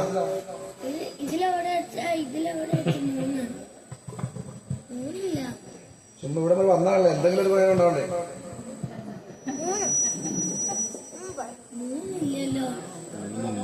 3-9 അല്ലല്ല, 9-9-9-5-9 പിന്നെ 6-5 തവണ. യോദ്ധാവ് ഞാൻ സേവ് ചെയ്ത നമ്പറാണ്, യോദ്ധാവ്. ഇനി അതിനൊന്ന് ടച്ച് ചെയ്തേ. Anti narcotic alert number. ലഹരി വിരുദ്ധ വിവരങ്ങൾ നൽകാൻ പറ്റിയ ഒരു അലർട്ട് നമ്പറാണിത്. Sender number will not be visible. അതായത് അതിലേക്ക് അയക്കുന്ന നമ്പറുകൾ കാണാൻ കഴിയില്ല ആർക്ക്? ഇത് റിസീവ് ചെയ്യുന്ന ആൾക്ക്. Please send genuine information with complete details. അതായത് ഈ വാട്സപ്പ് നമ്പറിലേക്ക് കേരള പോലീസ് പ്രത്യേകമായി ഡിസൈൻ ചെയ്തിരിക്കുന്ന നമ്പറാണ് ഈ യോദ്ധാവ് പറഞ്ഞ ആപ്പ്. 3-9-5-9-6 തവണ. അതിലേക്ക് നിങ്ങൾക്ക് ഫോൺ ചെയ്യാൻ കഴിയില്ല. ശ്രദ്ധിച്ചു കേട്ടോ, അതിലേക്ക് ഫോൺ ചെയ്യാൻ കഴിയില്ല. ടെക്സ്റ്റ് മെസ്സേജ് അയക്കാം, ഫോട്ടോ അയക്കാം, വീഡിയോ അയക്കാം, ഓഡിയോ അയക്കാം. ടെക്സ്റ്റ് മെസ്സേജ് അയക്കാം, ഫോട്ടോ അയക്കാം, ഓഡിയോ അയക്കാം, വീഡിയോ അയക്കാം. ഇത്രയും സാധനങ്ങൾ അയച്ചു കൊടുക്കുക. ഇപ്പൊ ഇവിടുന്ന് പോയ വഴിക്ക് റോഡില് സ്ഥിരമായിട്ട് ബുദ്ധിമുട്ട് കൊണ്ടല്ലേ, ഒരു തവണ നിങ്ങൾ കണ്ടു, നിങ്ങളുടെ സംശയം അത് ലഹരി ഉൽപ്പന്നങ്ങളാണ്. എന്ത് ചെയ്യാം? അവരറിയാതെയോ അറിഞ്ഞോ നിങ്ങളുടെ ധൈര്യത്തിനനുസരിച്ച് ഫോട്ടോ എടുക്കോ, വീഡിയോ എടുക്കോ, ടെക്സ്റ്റ് മെസ്സേജ് അയക്കോ, ഒരു വോയിസ് ഇട്ട് കൊടുക്കോ. എങ്ങോട്ട് ചെയ്യാം? ഈ യോദ്ധാവ് ആപ്പിലേക്ക് ഇടാം. ഈ സംഭവം സെൻട്രലൈസ്ഡ് ആയിട്ട് ട്രിവാൻഡ്രത്ത് ഏത് പോലീസ് സ്റ്റേഷൻ ലിമിറ്റിലാണ് ഈ സംഭവം നടന്നതെന്ന് ആ പോലീസ് സ്റ്റേഷൻ ലിമിറ്റിലേക്ക് ഈ മെസ്സേജ് കൊടുക്കും. നിങ്ങളാണോ കൊടുത്തതെന്ന് കിട്ടുന്ന ആൾക്കറിയാൻ കഴിയില്ല. ഞാൻ പറഞ്ഞ മനസ്സിലായോ? ഞാൻ കൊടുത്തൊരു മെസ്സേജ് കൂത്താട്ടുകുളം പോലീസ് സ്റ്റേഷൻ ലിമിറ്റിൽ പെട്ട ലഹരി ഉൽപ്പന്നങ്ങൾക്കെതിരായിട്ടുള്ള മെസ്സേജ് ആണെങ്കിൽ ഞാനാണ് കൊടുത്തതെന്ന് ഇതിനെ എൻഫോഴ്സ് ചെയ്യുന്ന ഉദ്യോഗസ്ഥന്, നിയമം നടപ്പാക്കുന്ന ഉദ്യോഗസ്ഥന് അറിയാൻ സാധിക്കില്ല. അപ്പൊ പേടിക്കണം. ഇപ്പൊ പേടി മാറിയാ? ഇല്ല, പേടി മാറില്ല. അപ്പൊ അതുകൊണ്ട് നിങ്ങൾ കൊടുക്കുന്ന ഓരോ മെസ്സേജുകളും ഫോട്ടോയും വീഡിയോയും ടെക്സ്റ്റ് മെസ്സേജും വോയിസ് മെസ്സേജും ഏതെങ്കിലും ഒരു അംഗത്തെയോ അല്ലെങ്കിൽ ഒരു കുടുംബാംഗത്തെയോ ഒരു കുടുംബത്തെയോ സമൂഹത്തെയോ രക്ഷിക്കാൻ വേണ്ടിയുള്ള മെസ്സേജുകളായിരിക്കും. അതുകൊണ്ട് ഒരു കാരണവശാലും കിട്ടിയ അവസരം എന്ത് ചെയ്യാൻ പാടില്ല? പാഴാക്കാൻ പാടില്ല. സാമൂഹ്യ പ്രതിബദ്ധതയും നമ്മുടെ സമൂഹം നന്നായിട്ട് ജീവിക്കണമെന്നും റോഡിലൂടെയൊക്കെ സന്തോഷമായിട്ട് നടക്കണമെങ്കിൽ സമാധാനം വേണ്ടേ? വേണോ? അപ്പൊ നമ്മളുടെ കടമ നിർവഹിക്കുക തന്നെ ചെയ്യണം. എല്ലാം പോലീസ് എക്സൈസും നടത്തുവോ? നടത്തുവോ? നടത്തുവോ? നടത്തുവോ? സാമൂഹ്യ പ്രതിബദ്ധതയുടെ ഈ മഹാവിപത്തിനെതിരെ നിങ്ങളെ അണിനിരത്താൻ വേണ്ടിയിട്ടാണ് യോദ്ധാവാപ്പ്. നിങ്ങൾ കൂടി ശ്രമിക്കണം. ശ്രമിച്ചു കഴിയുമ്പോൾ സ്വാഭാവികതയും സമൂഹത്തിൽ ഇതിന്റെ ഉപയോഗം മൂലം അല്ലെങ്കിൽ വിതരണം മൂലം പണമുണ്ടാക്കുന്നവൻ അല്ലെങ്കിൽ അടിമപ്പെട്ടു പോകുന്നവനെ റിഹാബിലിറ്റേറ്റ് ചെയ്യാൻ കഴിയും. ഇതിന് വലിയ വലിയ പ്രതിസന്ധികൾ വരുമ്പോൾ ലോകത്തെല്ലാം ചെയ്യുന്ന 2-3 കാര്യങ്ങൾ. ഒന്ന്, ശക്തമായ നിയമ നടപടി. അത് കേരള പോലീസിന്റെ ഭാഗത്ത് നിലവിൽ തുറന്നു വരികയാണ്.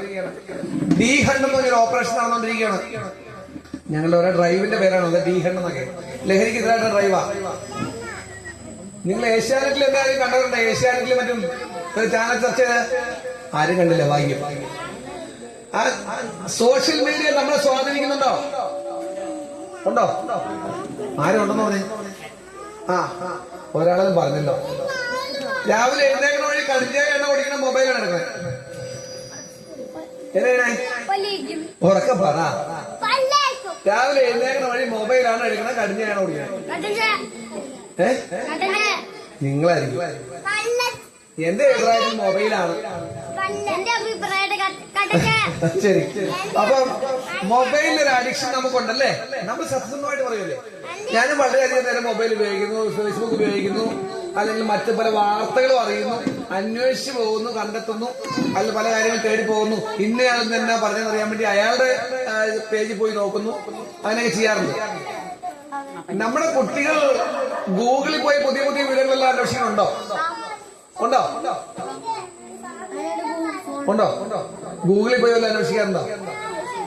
ഉറക്കെ പറ. അങ്ങോട്ട് നോക്കാം. അന്വേഷിക്കാം. ശരി ഏതാ തെറ്റ് എന്നറിയാനുള്ള ആർത്തി നമ്മുടെ മനസ്സിലുണ്ടാകും. മോശപ്പെട്ട വഴികളെ പോകാൻ ഞാൻ പറഞ്ഞില്ല കേട്ടോ. നല്ല വഴിയിലേക്ക് പോകണം. ആർത്തി, അറിവ് തേടാനുള്ള ആർത്തി നമുക്ക് ഉണ്ടാവണം. തെറ്റിലേക്ക് പോകാനില്ല. അപ്പൊ ഗൂഗിൾ നമ്മുടെ മുമ്പിലുണ്ട്. നിങ്ങളിപ്പോ ഗൂഗിളിൽ ഞാൻ അടിക്കാൻ പറഞ്ഞു ഈ യോദ്ധാവാപ്പിന്റെ ഡീറ്റെയിൽസ് ഞാൻ പറഞ്ഞു. അപ്പൊ നിങ്ങൾക്കത് മനസ്സിലായില്ലേ? അപ്പൊ ഇനി പേടിയുണ്ടോ പോലീസിനെ അറിയിക്കാൻ? ഒന്ന് ഉറക്കെ പറ. ഇല്ല. ഇപ്പോഴും മിണ്ടാണ്ടിരിക്കുക. എന്നിട്ട് എല്ലാം മിണ്ടാണ്ടിരിക്കുക. വീട്ടിൽ പോയിട്ട് ഭർത്താവിനോടും പറയൂല, മക്കളോടും പറയില്ല, ഒന്നുമില്ല. ഏതായാലും അബദ്ധം പറ്റി കഴിയുമ്പോൾ അറിയും. സർവ്വ പള്ളിക്ക് അമ്പലത്തിലുള്ള വസ്തുവിലുള്ള വഴിപാട് ചെയ്യും. കുഴപ്പമില്ല. എന്നെ പള്ളിക്കാരും അമ്പലക്കാരും ഇടിച്ചിട്ടല്ല. ഞാൻ പറഞ്ഞ നമ്മളുടെ കടമ പലപ്പോഴും നമ്മൾ നിർവഹിക്കില്ല. ശ്രദ്ധക്കുറവ്. ഇതെന്താ ചെയ്യേണ്ടതെന്ന് അറിയില്ല. കാര്യം പറഞ്ഞ 2200 മുതൽ 15,000 സ്ക്വയർ ഫീറ്റ് വീടൊക്കെ ഉണ്ട്. വീടിന്റെ കുറേലത്തെ വാതിൽ അടയ്ക്കാൻ പലപ്പോഴും മറന്നു പോകാറുണ്ട്. പലപ്പോഴും ഞങ്ങൾ മോനെ രാവിലെ 5 മണി 3:30 വരുന്ന പത്രക്കാരുടെ മീറ്റിംഗ് ഞങ്ങൾ വിളിച്ചു. പത്രം വിതരണം ചെയ്തല്ലേ? മനസ്സിലാവണമെങ്കിൽ ഇവിടെ ആരും പത്രക്കാരിപ്പുണ്ടോ? രാവിലെ 3:30 പോലെ അവർ നിരത്തുകളുണ്ട്. 6 മണി 7 മണി 8 മണി വരെ അവരൊരു മീറ്റിംഗ് ഞങ്ങൾ വിളിച്ചു. മീറ്റിംഗ് വിളിച്ചിട്ട് ഈ പത്രക്കാരെല്ലാം പോലീസുമായിട്ട് സംസാരിക്കാൻ വന്നു. അവരോട് സംസാരിച്ചപ്പോൾ അവരോട്, സാറേ പല വീടുകളിലെയും വണ്ടിയുടെ താക്കോൽ എടുക്കാറില്ല, പല വീടുകളിലെയും വാതിൽ പൂർണ്ണമായിട്ടും അടയ്ക്കാറില്ല. ഉണ്ടോ? അവർ ചിലപ്പോ 3:30 4 മണിക്കൊക്കെ പത്രം ഇടാൻ ചെല്ലുമ്പോ പല വീടുകളിലെയും വാതിൽ അടയ്ക്കാറില്ല. നാട്ടുകാരുടെ കുഴപ്പമാണോ അവിടെ കള്ളം കയറുന്നത്? അവിടെ ഒരു അപകടം നടക്കുന്ന നാട്ടുകാരുടെ കുഴപ്പമാണോ? അല്ല. നമ്മുടെ കുട്ടികളോട് പരിചയമില്ലാത്തവർ വന്നാൽ എങ്ങനെ സംസാരിക്കാൻ നമ്മൾ പഠിപ്പിച്ചാണ്. വീട്ടിൽ വന്നാൽ നമ്മളില്ല. എനിക്ക് 2 പെൺമക്കളാ. മൂത്ത ആളുണ്ട്, ഇളയാളുണ്ട്. ഒരാളെ വീട്ടിലുള്ളൂ. പരിചയമില്ലാത്ത ഒരാൾ മുറ്റത്തേക്ക് കയറി വന്നു വിശേഷങ്ങൾ തിരക്കാൻ. നമ്മൾ എങ്ങനെ പഠിപ്പിച്ച നമ്മളവരെ? എങ്ങനെ പഠിപ്പിച്ചേ? ഒന്നും പഠിപ്പിച്ചല്ലേ ഇപ്പോഴും നമ്മളല്ലേ? പഠിപ്പിച്ചോ? ഇല്ല. പരിചയമില്ലാത്തവരൊന്നും നമ്മൾ എന്ത് ചെയ്യും? വാതിലങ്ങ് തുറക്കും. തുറന്നിട്ടോ എന്ത് ചെയ്യും? വാതിലേക്ക് വന്നങ്ങ് നിൽക്കും. എന്നാ പറയും? അമ്മ ഇവിടെ ഇല്ല, ജോലിക്ക് പോയേക്കുക, അച്ഛൻ ടൗണിൽ പോയേക്കുക, ചേട്ടൻ കോളേജ് വിട്ട് വന്നിട്ടില്ല. വന്നവൻ എന്ത് മനസ്സായി? ഇവിടെ നമ്മുടെ കുഴപ്പമാണോ, വന്നവന്റെ കുഴപ്പമാണോ, കൊച്ചിന്റെ കുഴപ്പമാണോ? അല്ല. ആരോഴപ്പാ? ഓരോ കാര്യങ്ങളും സേഫ്റ്റിയുടെ കാര്യത്തിൽ വിട്ടുവീഴ്ച ചെയ്യാൻ പാടില്ല. ഇതൊക്കെ സുരക്ഷിത. ഇവിടെ അടുത്തൊരു സംഭവം ഉണ്ടായതിന്റെ കഥ എനിക്ക് എന്തെങ്കിലും ഉണ്ട്, ഞാനത് പറയുന്നില്ല. മനസ്സിലായോ? വേറെ കഥകൾ പറഞ്ഞേക്കാം. രാത്രി നിങ്ങളുടെ പെൺകുട്ടികളോ ആൺകുട്ടികളോ മൊബൈൽ ഉപയോഗിക്കുന്നത് മൊബൈൽ എവിടെയാ വെച്ചിരിക്കുന്നത്? കിടക്കയിൽ എന്ന് പറഞ്ഞാരാ? ഒരു ഉത്തരം ശരിയാ. പെൺകുട്ടികൾ മൊബൈൽ ബെഡിനടി വെച്ചേക്കുന്നു, അല്ലെങ്കിൽ തലവണക്കടിയിൽ വെച്ച് കിടന്നുറങ്ങുന്നു. നിങ്ങളും ആരാ കണ്ടുപിടിക്കണേ?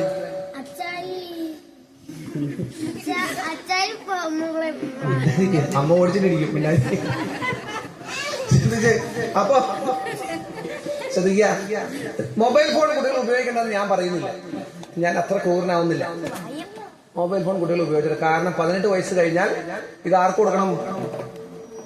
ഈ ഡിവൈസ് ആരെ ഏൽപ്പിക്കണം? ഇതൊന്ന് പറയേ. അല്ല, ഈ ആൺകുട്ടികളും പെൺകുട്ടികളും നമ്മൾ ഡിവൈസ് കൊടുക്കണ്ടേ? അവരെവിടെയെങ്കിലും പഠിക്കാൻ പോകുമ്പോൾ വർത്തനം പറയണ്ടേ? മനസ്സാവണില്ല. അപ്പൊ അതിന് മുൻപ് എന്തുണ്ടാവണം? ഈ കുട്ടി ഇതിനൊരു പ്രാക്ടീസ് നേടണം. ശരിയും തെറ്റും തിരിച്ചറിയണം. മൊബൈൽ ഫോൺ കുട്ടികൾക്ക് കൊടുക്കണമെന്ന് ഞാൻ പറയില്ല. മൊബൈൽ ഫോൺ കുട്ടികളിലേക്ക് കടന്നു വരുന്നത് കോവിഡുമായി ബന്ധപ്പെട്ടാണ്, അറിയാലോ. അത് പോട്ടെ.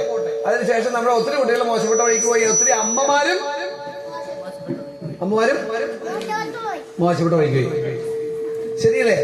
ഇതൊക്കെ നമ്മൾ അപ്പൊ അതുകൊണ്ട് കുട്ടികൾ മൊബൈൽ ഉപയോഗിച്ച് രാത്രി കാലങ്ങളിൽ കുട്ടികളെ ഒരു കാരണവശാലും 8-9 മണിക്ക് ശേഷം കിടന്നുറങ്ങുന്ന സമയത്ത് പൊതുവായിട്ട് അച്ഛനും അമ്മയ്ക്കും മറ്റുള്ളവർക്കും കാണാൻ പാകത്തിനൊരു മേശയുടെ സ്റ്റൂളിന്റെ പൊക്കത്തേക്ക് എന്ത് വെക്കണം? മൊബൈൽ ഫോൺ അപ്പന്റെ അമ്മയുടെ വെക്കണം കേട്ടോ. കുണുക്കിട്ട പയ്യന്റെ പുറകെ പോയി അമ്മയുടെ കഥ കേൾക്കണോ? വേണോ? വേണ്ട, ഒത്തിരി കഥയുണ്ട്, പറയല്ലേ. ഫേസ്ബുക്കിൽ കുണുക്കിട്ട പയ്യനായിരുന്നു, നല്ല സ്മാർട്ട് പയ്യനാ. 15 ദിവസം ചേച്ചിക്ക് ഒരു നേരത്തെ ആഹാരം കിട്ടിയില്ല. പോയിട്ട് 15 ദിവസം പയ്യന്റെ പുറകെ പോയിട്ട് ഒരു നേരത്തെ ആഹാരം കിട്ടിയില്ല ചേച്ചിക്ക്. തിരിച്ചു വന്നു. 9ാം ക്ലാസ്സിൽ പഠിക്കുന്ന മകളുണ്ടായിരുന്നു. മനസ്സിലായോ? അങ്ങനെ ഒത്തിരി ദുരിതം. അപ്പൊ രാത്രി കാലങ്ങളിൽ ഈ കൂത്താട്ടുളം പോലീസ് സ്റ്റേഷൻ ലിമിറ്റിലെ ഒരു വീട്ടില് കഴിഞ്ഞ 3-4 മാസങ്ങൾക്ക് മുമ്പ്, 3-5 മാസങ്ങൾക്ക് മുമ്പ് അച്ഛനും അമ്മ ഇറങ്ങി നടക്കുക രാത്രി, ഈ കുട്ടിയെ പേടിച്ചിട്ട് ഉറങ്ങാതെ. അപ്പൊ ഞാനൊരു 1.25 മണിക്കൂർ ആ കുട്ടിയായിട്ട് സംസാരിക്കാൻ പോയി. നല്ല മിടിക്കായിട്ട് കുട്ടിയായിരുന്നു. പക്ഷെ അവസാനം ഞാൻ ആ സംസാരിച്ച് കഴിഞ്ഞ് കുട്ടിയോട് ഇറങ്ങി കഴിഞ്ഞപ്പോ എന്റെ അച്ഛനും അമ്മയോട് ഞാൻ പറഞ്ഞു, ഈ കുട്ടിയെ കളഞ്ഞത് നിങ്ങളാന്ന് പറഞ്ഞു. രാത്രി മുഴുവൻ കുട്ടി എന്തെടുക്കുമായിരുന്നു? എന്ത് ചെയ്യായിരുന്നു? മൊബൈൽ ഫോണിൽ സംസാരിക്കുകയായിരുന്നു. കുട്ടി ഇതിന് അഡിക്റ്റായി പോയി. അതിന്റെ മറ്റ് സ്ഥലങ്ങളിലേക്ക് ഞാൻ പോണില്ല, അത് കുട്ടികളിലേക്ക് കൊണ്ട് പറയുന്നില്ല. ആരാ അതിന്റെ കുഴപ്പക്കാര്? മാതാപിതാക്കള്. ഒരു 8 മണി 9 മണിക്കൊക്കെ ശേഷം മുതിർന്ന കുട്ടികളല്ലാത്ത കുട്ടികളുടെ മൊബൈൽ ഫോൺ പരസ്യമായിട്ട് ഒരു ഡെസ്കിലേക്ക് വെപ്പിക്കണം. അതൊരു ജീവിത ശൈലിയാക്കണം. ഇല്ലെങ്കിൽ അപകടം എവിടെ ഇരിക്കുന്നു? നമ്മൾ ഒരിക്കലും നമുക്ക് നമ്മുടെ പെൺകുട്ടികളെ ആൺകുട്ടികളെ ജഡ്ജ് ചെയ്യാൻ പറ്റുമോ? പറ്റൂല. അനുഭവമാണ് നമ്മളെ പഠിപ്പിച്ചത്.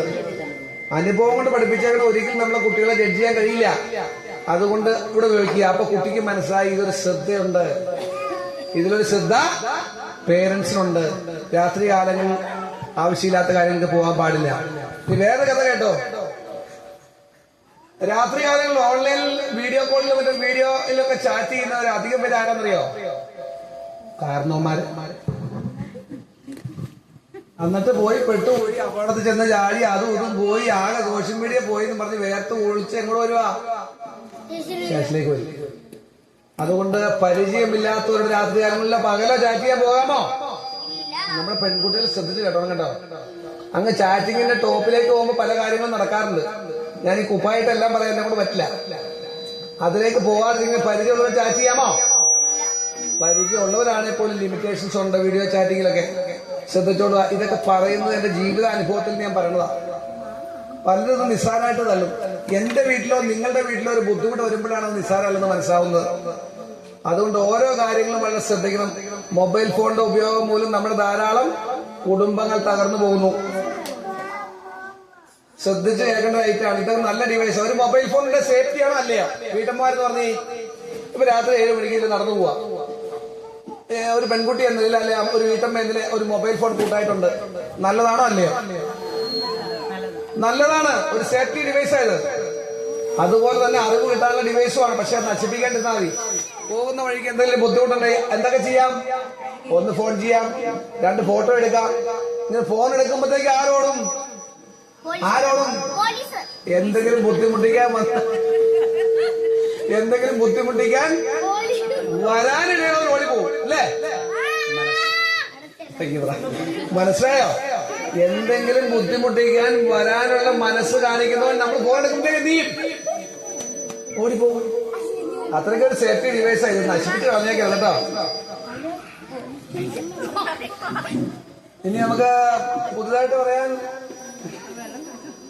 കഥകൾ ഇങ്ങനെ ഓരോ സ്ഥലങ്ങളിൽ പറയുമ്പോൾ ഡബിളിങ് വരുക. അതുകൊണ്ടാണ് ഞാൻ പിന്നെ നമുക്ക് ലഹരി ഉപയോഗങ്ങളെ നിയന്ത്രിക്കണം പറയുന്നത് ഇപ്പോഴത്തെ ഏറ്റവും എന്നെ അതിലേക്ക് ഒരു മാസ്റ്റർ ഹോൾഡറായിട്ട് തെരഞ്ഞെടുത്തിട്ടുണ്ട്. അതിന്റെ ഫ്ലെക്സാ ഉള്ളത്. അതിന്റെ ഫോട്ടോ എത്ര അയച്ചു കൊടുക്കണ്ട. ജനുവരി 26 എന്റെ പ്രോഗ്രാം ഉണ്ട് എറണാകുളം ജില്ലയിലെ കേന്ദ്ര ഗവൺമെന്റിന്റെ നാശ്മുഖ് ഭാരത് അഭിയാൻ എന്നൊരു പ്രോഗ്രാമാണ്. അതിനൊരു ട്രെയിനിങ് കിട്ടിയിട്ട് അതിലേക്ക് മാസ്റ്റർ ഹോൾഡറായിട്ട് തെരഞ്ഞെടുത്താണ്. അതിന്റെ ഭാഗമായിട്ട് ആദ്യമായിട്ട് ഫ്ലെക്സ് കൊണ്ടതാണ്. ഒരു സംഭവമല്ല, പിന്നെ ഞാൻ പറഞ്ഞു മാത്രമേ ഉള്ളൂ. അപ്പൊ അവരെന്നെ തേടിയതിന് ശേഷം വന്നു ഇതൊക്കെ തന്നു. ഞാൻ എറണാകുളത്തേക്കൊന്നും പോയില്ല, അവിടത്തേക്ക് മേടിക്കില്ല. അവരെന്നെ തേടി വന്നു. ഒരുപക്ഷെ ഇന്നലെ ക്ലാസ് ഉണ്ടായി, ഇന്ന് ക്ലാസ് ഉണ്ടായി. പലപ്പോഴും ക്ലാസ് ഒഴിവാക്കുക. കാരണം ഞാൻ പുതിയ പോലീസ് സ്റ്റേഷനിലേക്ക് ചെന്നിട്ട് ഒരു 2 ആഴ്ചയായുള്ളൂ. അപ്പൊ അവിടുത്തെ അന്തരീക്ഷം ഒന്ന് കറക്കി പിടിച്ച് വന്നിട്ട് സമയമെടുക്കും. മൂവാഴ്ചയായിരുന്നേ കുഴപ്പമില്ലായിരുന്നു. അപ്പൊ അതുകൊണ്ട് ഞാൻ പലപ്പോഴും നിങ്ങളോട് പറയും, ഞാൻ വന്നില്ലെങ്കിൽ നിങ്ങൾ എന്നെ വഴക്ക് പറയരുത്. കാരണം ഇന്ന് ഞാൻ ഓടിപ്പിടിച്ച ഇന്ന് ഞാൻ വന്നത് മാമലശ്ശേരിയിലെ ഒരു നമ്മുടെ വ്യാപാരി വ്യവസായയുടെ ഒരു ചെറിയ യൂണിറ്റ്, ചെറിയ കടക്കാർ 10 ക്യാമറ വെച്ചുകൊണ്ടവര് അതിന്റെ ഉദ്ഘാടനം SP വരുമെന്ന് പറഞ്ഞുകൊണ്ട് പെൻഡിങ് ആയിട്ട് SP വന്നില്ല, DYSP ചെയ്തു. അവിടുന്ന് ഞാൻ വരുന്നത്. അപ്പൊ ഞാൻ പലപ്പോഴും പറയാറുണ്ട്, ഞാൻ വരുമ്പോ വരാണ്ടിരിക്കാൻ താല്പര്യമുണ്ട്, പക്ഷെ സാഹചര്യം മാറിപ്പോകും. കഴിഞ്ഞ ദിവസം കാക്കൂരിന്റെ പരിപാടിക്ക് എന്നെ വിളിച്ചിരുന്നു. 1 മാസം മുമ്പ് അവർ വിളിച്ചതാണ്. കൃത്യം ദിവസത്തിൽ വിഴിഞ്ഞ പ്രോഗ്രാം പ്രധാനമന്ത്രി ഡ്യൂട്ടിക്ക് കൊണ്ടായിട്ട് വന്നു. പോകാൻ പറ്റിയില്ല. അവര് ബുദ്ധിമുട്ടെന്നറിയോ, അവരൊരു ഗസ്റ്റിനെ മാത്രമായിട്ടായിരിക്കും ചെയ്യുന്നത്. അപ്പൊ അത് പോകാൻ പറ്റിയില്ല, അവർക്ക് വലിയ ബുദ്ധിമുട്ടാണ്. ഞാൻ പകരം ഒരാളെ ഗോതമ്പിൽ അറേഞ്ച് ചെയ്ത് കൊടുത്തു. നിങ്ങൾക്ക് എന്തെങ്കിലും പറയാനുണ്ടോ? വിമർശനം ഞാൻ സ്വാഗതം ചെയ്യുന്ന ആളാട്ടോ. സാറ് പറഞ്ഞ അങ്ങനെയല്ല, അല്ലെങ്കിൽ ഇന്നമാതിരി ചെയ്യണം എന്നാർക്കും പറയാനുണ്ടോ? പോലീസിനെ വിളിക്കേണ്ട നമ്പർ ഞാൻ പറഞ്ഞായിരുന്നല്ലോ അല്ലേ? പോലീസിന് പേടിയുണ്ടോ? അതറിയട്ടെ. പേടിയുണ്ടോ? ഞങ്ങൾ നിങ്ങളെ പേടിച്ചാണ്. പോലീസിനെ പേടിക്കുന്നുണ്ടോ? ഇപ്പോഴും നമ്മുടെ വീടുകളിലേ ഭയങ്കര പേടിയാണ്. എന്നാന്നറിയോ, ചെറുപ്രായത്തിൽ നമ്മൾ ഭക്ഷണം കഴിക്കാതെ മാമൊക്കെ ഉണ്ടാകുന്ന കാലത്തെ അമ്മ എന്നാ പറഞ്ഞേ? ആര് പറഞ്ഞു? അമ്മ മക്കളോട് പറഞ്ഞു. അതിവിടെ കിടക്കുക. അത് പോവോ? പോവില്ല. അത് അവസാനം വരെ പോവോ? ഇനിയിപ്പോ ഞങ്ങളെ കണ്ടും കേട്ടും പരിചയപ്പെട്ടും ആരെങ്കിലും ഉള്ളൂ. അതുകൊണ്ട് പോലീസ് നിങ്ങൾ ഭയപ്പെടേണ്ട സാധ്യതയല്ല. പോലീസ് പൊതുജന സൗഹൃദം മെച്ചപ്പെടുത്താനാണ് ഇങ്ങനെയൊക്കെ വരുന്നത് കേട്ടോ. വരുമ്പോ നിങ്ങൾക്ക് കുറെ അഭിപ്രായങ്ങൾ അത് കേൾക്കാം. ഈ പോലീസ് സ്റ്റേഷനിൽ നടക്കുന്ന എന്തെങ്കിലും സംഭവത്തെ കുറിച്ച് നിങ്ങൾ പറയുവാണെങ്കിൽ ഞാൻ എന്നോടൊപ്പം ഇന്നലത്തെ പ്രോഗ്രാമിൽ കുട്ടകൾ സി ഉണ്ടായിരുന്നു. അദ്ദേഹത്തിന് വാട്സപ്പ് ഇട്ട് പോകും. സാറേ ഇങ്ങനെ സംഭവം ഇന്ന സ്ഥലത്ത് നിന്ന് റിപ്പോർട്ട് പറഞ്ഞിട്ടുണ്ട്, അത് നോക്കണം. കൃത്യമായിട്ട് അദ്ദേഹം നോക്കും കേട്ടോ. എന്തെങ്കിലും സംശയം ഉണ്ടോ? നമുക്ക് നിർത്തിയാലോ? ഇനി കൂടുതൽ കഥ പറഞ്ഞ കൊളാക്കണ്ട. എന്തും പറയാനില്ല? ഇല്ല. അപ്പൊ നമ്മൾ ശ്രദ്ധിക്കേണ്ട ഏതൊക്കെയാ? 1, ലഹരിയുടെ ഉപയോഗം. നമ്മുടെ വീട്ടിൽ ഒരിക്കൽ പോലും ലഹരി ഉപയോഗിക്കേണ്ട ആവശ്യമില്ല. 2, സോഷ്യൽ മീഡിയയുടെ അമിത ഉപയോഗം. 2, മൂന്നാമത്തെ കാര്യം, നിയമം സ്വമേധയ അനുസരിക്കുന്ന തലമുറയെ നമ്മൾ വാർത്തെടുക്കണം. അതായത് പോലീസിനോ എക്സൈസിനോ വേണ്ടിയിട്ടല്ല നിയമം അനുസരിക്കുന്ന, എനിക്ക് വേണ്ടിയിട്ടും എന്റെ വീട്ടുകാർക്കും വേണ്ടിയിട്ടാണ്. അച്ഛനും അമ്മയും ബഹുമാനിക്കുന്ന മക്കളെ വളർത്തിയെടുക്കണം. ഇതൊക്കെ പറയുമ്പോൾ സാറെല്ലാം ചെയ്യാറുണ്ടെന്ന് സാറ് പരമാവധി ഇതൊക്കെ നോക്കാറുണ്ട് കേട്ടോ. അങ്ങനെയുള്ള കാര്യങ്ങളൊന്നും വിട്ടുവീഴ്ച പാടില്ല. പിന്നെ ഏതെങ്കിലും ബുദ്ധിമുട്ടുള്ളവൻ നമ്മുടെ അടുത്ത് വരികയോ നമുക്ക് സമീപിക്കുകയോ ചെയ്താൽ അവനോട് അനുകമ്പയോടെ പെരുമാറാൻ നമ്മളെ മക്കളെ പഠിപ്പിക്കണം. പണം കണ്ടവാനും കൂട്ടി വെച്ചിട്ട് കാര്യമുണ്ടോ? ഇല്ല. ഒരു സന്തോഷകരമായി എന്റെ മകനാണ് എന്റെ മകളാണ് പോകുന്നതെന്ന് മറ്റൊരാൾ പറയുമ്പോൾ എനിക്ക് സംതൃപ്തി. അത്തരത്തിലുള്ള മക്കളെ വാർത്തെടുക്കണം. സംശയങ്ങൾ എന്തെങ്കിലും ഉണ്ടോ? നമുക്ക് നിർത്തിയേക്കാം. തോന്നുന്ന ഇതിക്കൊണ്ട് പിടിക്കണ്ട. സംശയം എന്തെങ്കിലും ഉണ്ടോ? ആർക്കുമില്ല? കുട്ടികൾക്കില്ല? ഇല്ല. സ്കൂളിൽ പോകുമ്പോ എന്തെങ്കിലും ബുദ്ധിമുട്ടുണ്ടാവാറുണ്ടോ? ആർക്ക് ബുദ്ധിമുട്ട്? ഇപ്പൊ സ്കൂൾ ബസ്സല്ലേ പോണല്ലേ? എന്തെങ്കിലും സംശയം ഉണ്ടോ? ഒരു സംശയം ഇല്ലാത്തവർക്ക് ഒരറിവില്ല. സംശയം പലതും വേണ്ടേ? ഇല്ല. ഒരു സംശയമില്ലല്ലോ. അപ്പൊ നമുക്ക് നിർത്തിയാലോ? അപ്പോ പ്രിയപ്പെട്ട എന്നെ വിളിച്ചത് സുമാൻ സാറാണ്. മഞ്ജുറ റെസിഡൻസ് അസോസിയേഷന്റെ എല്ലാ അംഗങ്ങൾക്കും എനിക്കറിയാവുന്ന തരത്തിലൊക്കെയുള്ള ലഹരിക്കെതിരായിട്ടുള്ള പോരാട്ടം നടത്താൻ പറ്റുള്ളൂ. വലിയ അക്കാഡമിക് ഇൻട്രസ്റ്റിന്റെ പോരാട്ടമൊന്നും അല്ല. ലഹരിക്കെതിരെ പോരാടേണ്ടത് ഓരോ പൗരന്റെയും കടമയാണെന്നൊരു ചിന്ത നിങ്ങൾക്ക് മനസ്സിൽ വന്നോ? നമ്മുടെ വീടുകളിൽ ഉപയോഗിക്കാൻ പാടില്ലെന്ന് വന്നോ? നമ്മുടെ സംഘടനകൾ, സമുദായ സംഘടനകളായിക്കോട്ടെ, അല്ലെങ്കിൽ രാഷ്ട്രീയ സംഘടനകളായിക്കോട്ടെ, യുവജന സംഘടനകളായിക്കോട്ടെ, എല്ലാം ഒരു കരുതലോടെ മുന്നേറണം. ഇത്തരക്കാലം നമ്മൾ അംഗീകരിക്കാതിരിക്കുക. മദ്യത്തിന് ഞാൻ കൂട്ടില്ല. പണ്ട് കാലത്തൊക്കെ പോലീസ് കയറുന്നതിന് മുമ്പ് 26 വർഷമായി സർവീസിൽ. അതിനു മുമ്പ് ലഹരി വിരുദ്ധ പരിപാടിക്ക് പോയിരുന്നത് മൂവാറ്റുപുഴയിലൊക്കെ പോയിട്ടുണ്ട്. അത് അന്ന് കണ്ടൊരു സാർ പിന്നീട് എന്നോട് ചോദിച്ചു, താങ്കളായിരുന്നു ഒന്നേന്ന്. അപ്പൊ ഞാൻ അന്നും പറഞ്ഞു, professor MP Mathai sir, Pramod Gandhian, അദ്ദേഹത്തിന് പിന്നെ പല പരിപാടികൾക്ക് ഞാനും പോകാറുണ്ട്, അദ്ദേഹം എന്റെ പേരിൽ പങ്കെടുക്കാറുണ്ട്. അപ്പൊ ഞാൻ പറഞ്ഞത്, ജീവിതത്തിൽ ലഹരിയാകേണ്ടത്, ജീവിതം ഒരു ലഹരിയാകണം. കൂടാതെ വായന, പാട്ട് കേൾക്കല്, നല്ല ഭക്ഷണം ഉണ്ടാക്കല്. വീട്ടമ്മമാരെ സംബന്ധിച്ച് എന്ത് ലഹരിയാക്കാം? പാചകം. ഒരാൾക്കൊരു ഭക്ഷണം ഉണ്ടാക്കി കൊടുക്കുമ്പോൾ ഒരു തൃപ്തി ഉണ്ടോ? ഒന്ന് വാ തുറന്ന് പറ, ഉണ്ടോ? ഇല്ല. അപ്പൊ നിങ്ങൾ ആ പാചകത്തിൽ ആസ്വദിക്കുന്നില്ല എന്നുള്ള എന്റെ അഭിപ്രായം. ഒരു സംഗതി വൃത്തിയായിട്ട് ഇതാക്കി ഉണ്ടാക്കി കൊടുക്കുമ്പോ അയാൾക്ക് ഒരു തൃപ്തിപ്പെടുമ്പോ നമുക്ക് മനസ്സിന് നിറവില്ലേ? അത് ആർക്ക് ലഹരിയാക്കാം? വീട്ടമ്മമാർക്ക്. എല്ലാവർക്കും ആക്കാട്ടെ. ആണുങ്ങളുടെ മാത്രം, പെണ്ണുങ്ങളുടെ മാത്രം പണിയല്ല ഇത്. അത് നിങ്ങൾ ചിന്തിച്ചോ. ഞാനങ്ങനെ പറയുന്നത് നിങ്ങളങ്ങനെ ചിന്തിക്കണ്ട. അപ്പൊ എന്റെ എളിയ വാക്ക് നിർത്തുകയാണ്. സംശയമൊന്നുമില്ലല്ലോ. അപ്പൊ മഞ്ചിറ റെസിഡൻസ് അസോസിയേഷന്റെ പരിധിയിൽപ്പെട്ട ഒറ്റ വീട്ടിൽ പോലും ലഹരിയുടെ, നിയമവിരുദ്ധ ലഹരിയുടെ ഉപയോഗം പാടില്ല. ഓക്കെ, എന്റെ എളിയ വാക്കുകൾ നിർത്തുന്നു. നിങ്ങളോടൊപ്പം സംസാരിക്കാൻ കഴിഞ്ഞാൽ അതിയായ സന്തോഷമുണ്ട്. പ്രിയപ്പെട്ട സുകുമാര സാറിനും ശ്രീ MK ഹരികുമാറിനും പ്രിയപ്പെട്ട കൗൺസിലർ ശ്രീ PC ഭാസ്കരനും ഉൾപ്പെടെ ഇവിടെ പങ്കെടുത്ത എല്ലാവർക്കും, നിങ്ങൾ ഓരോരുത്തർക്കും ഹൃദയംഗമായി നന്ദി രേഖപ്പെടുത്തിക്കൊണ്ട് എന്നെ ഞാനാക്കിയ നിങ്ങളോടൊപ്പം രണ്ടു വാക്ക് സംസാരിക്കുന്ന അവസരം തന്നില്ല. നന്ദിയും കടപ്പാടും രേഖപ്പെടുത്തിക്കൊണ്ട് ഒരിക്കൽ കൂടി നിങ്ങൾക്കെല്ലാം നല്ലത് വരട്ടെ എന്ന് പ്രാർത്ഥിച്ചുകൊണ്ട് നിർത്തുന്നു. നന്ദി, നമസ്കാരം, ജയ് ഹിന്ദ്.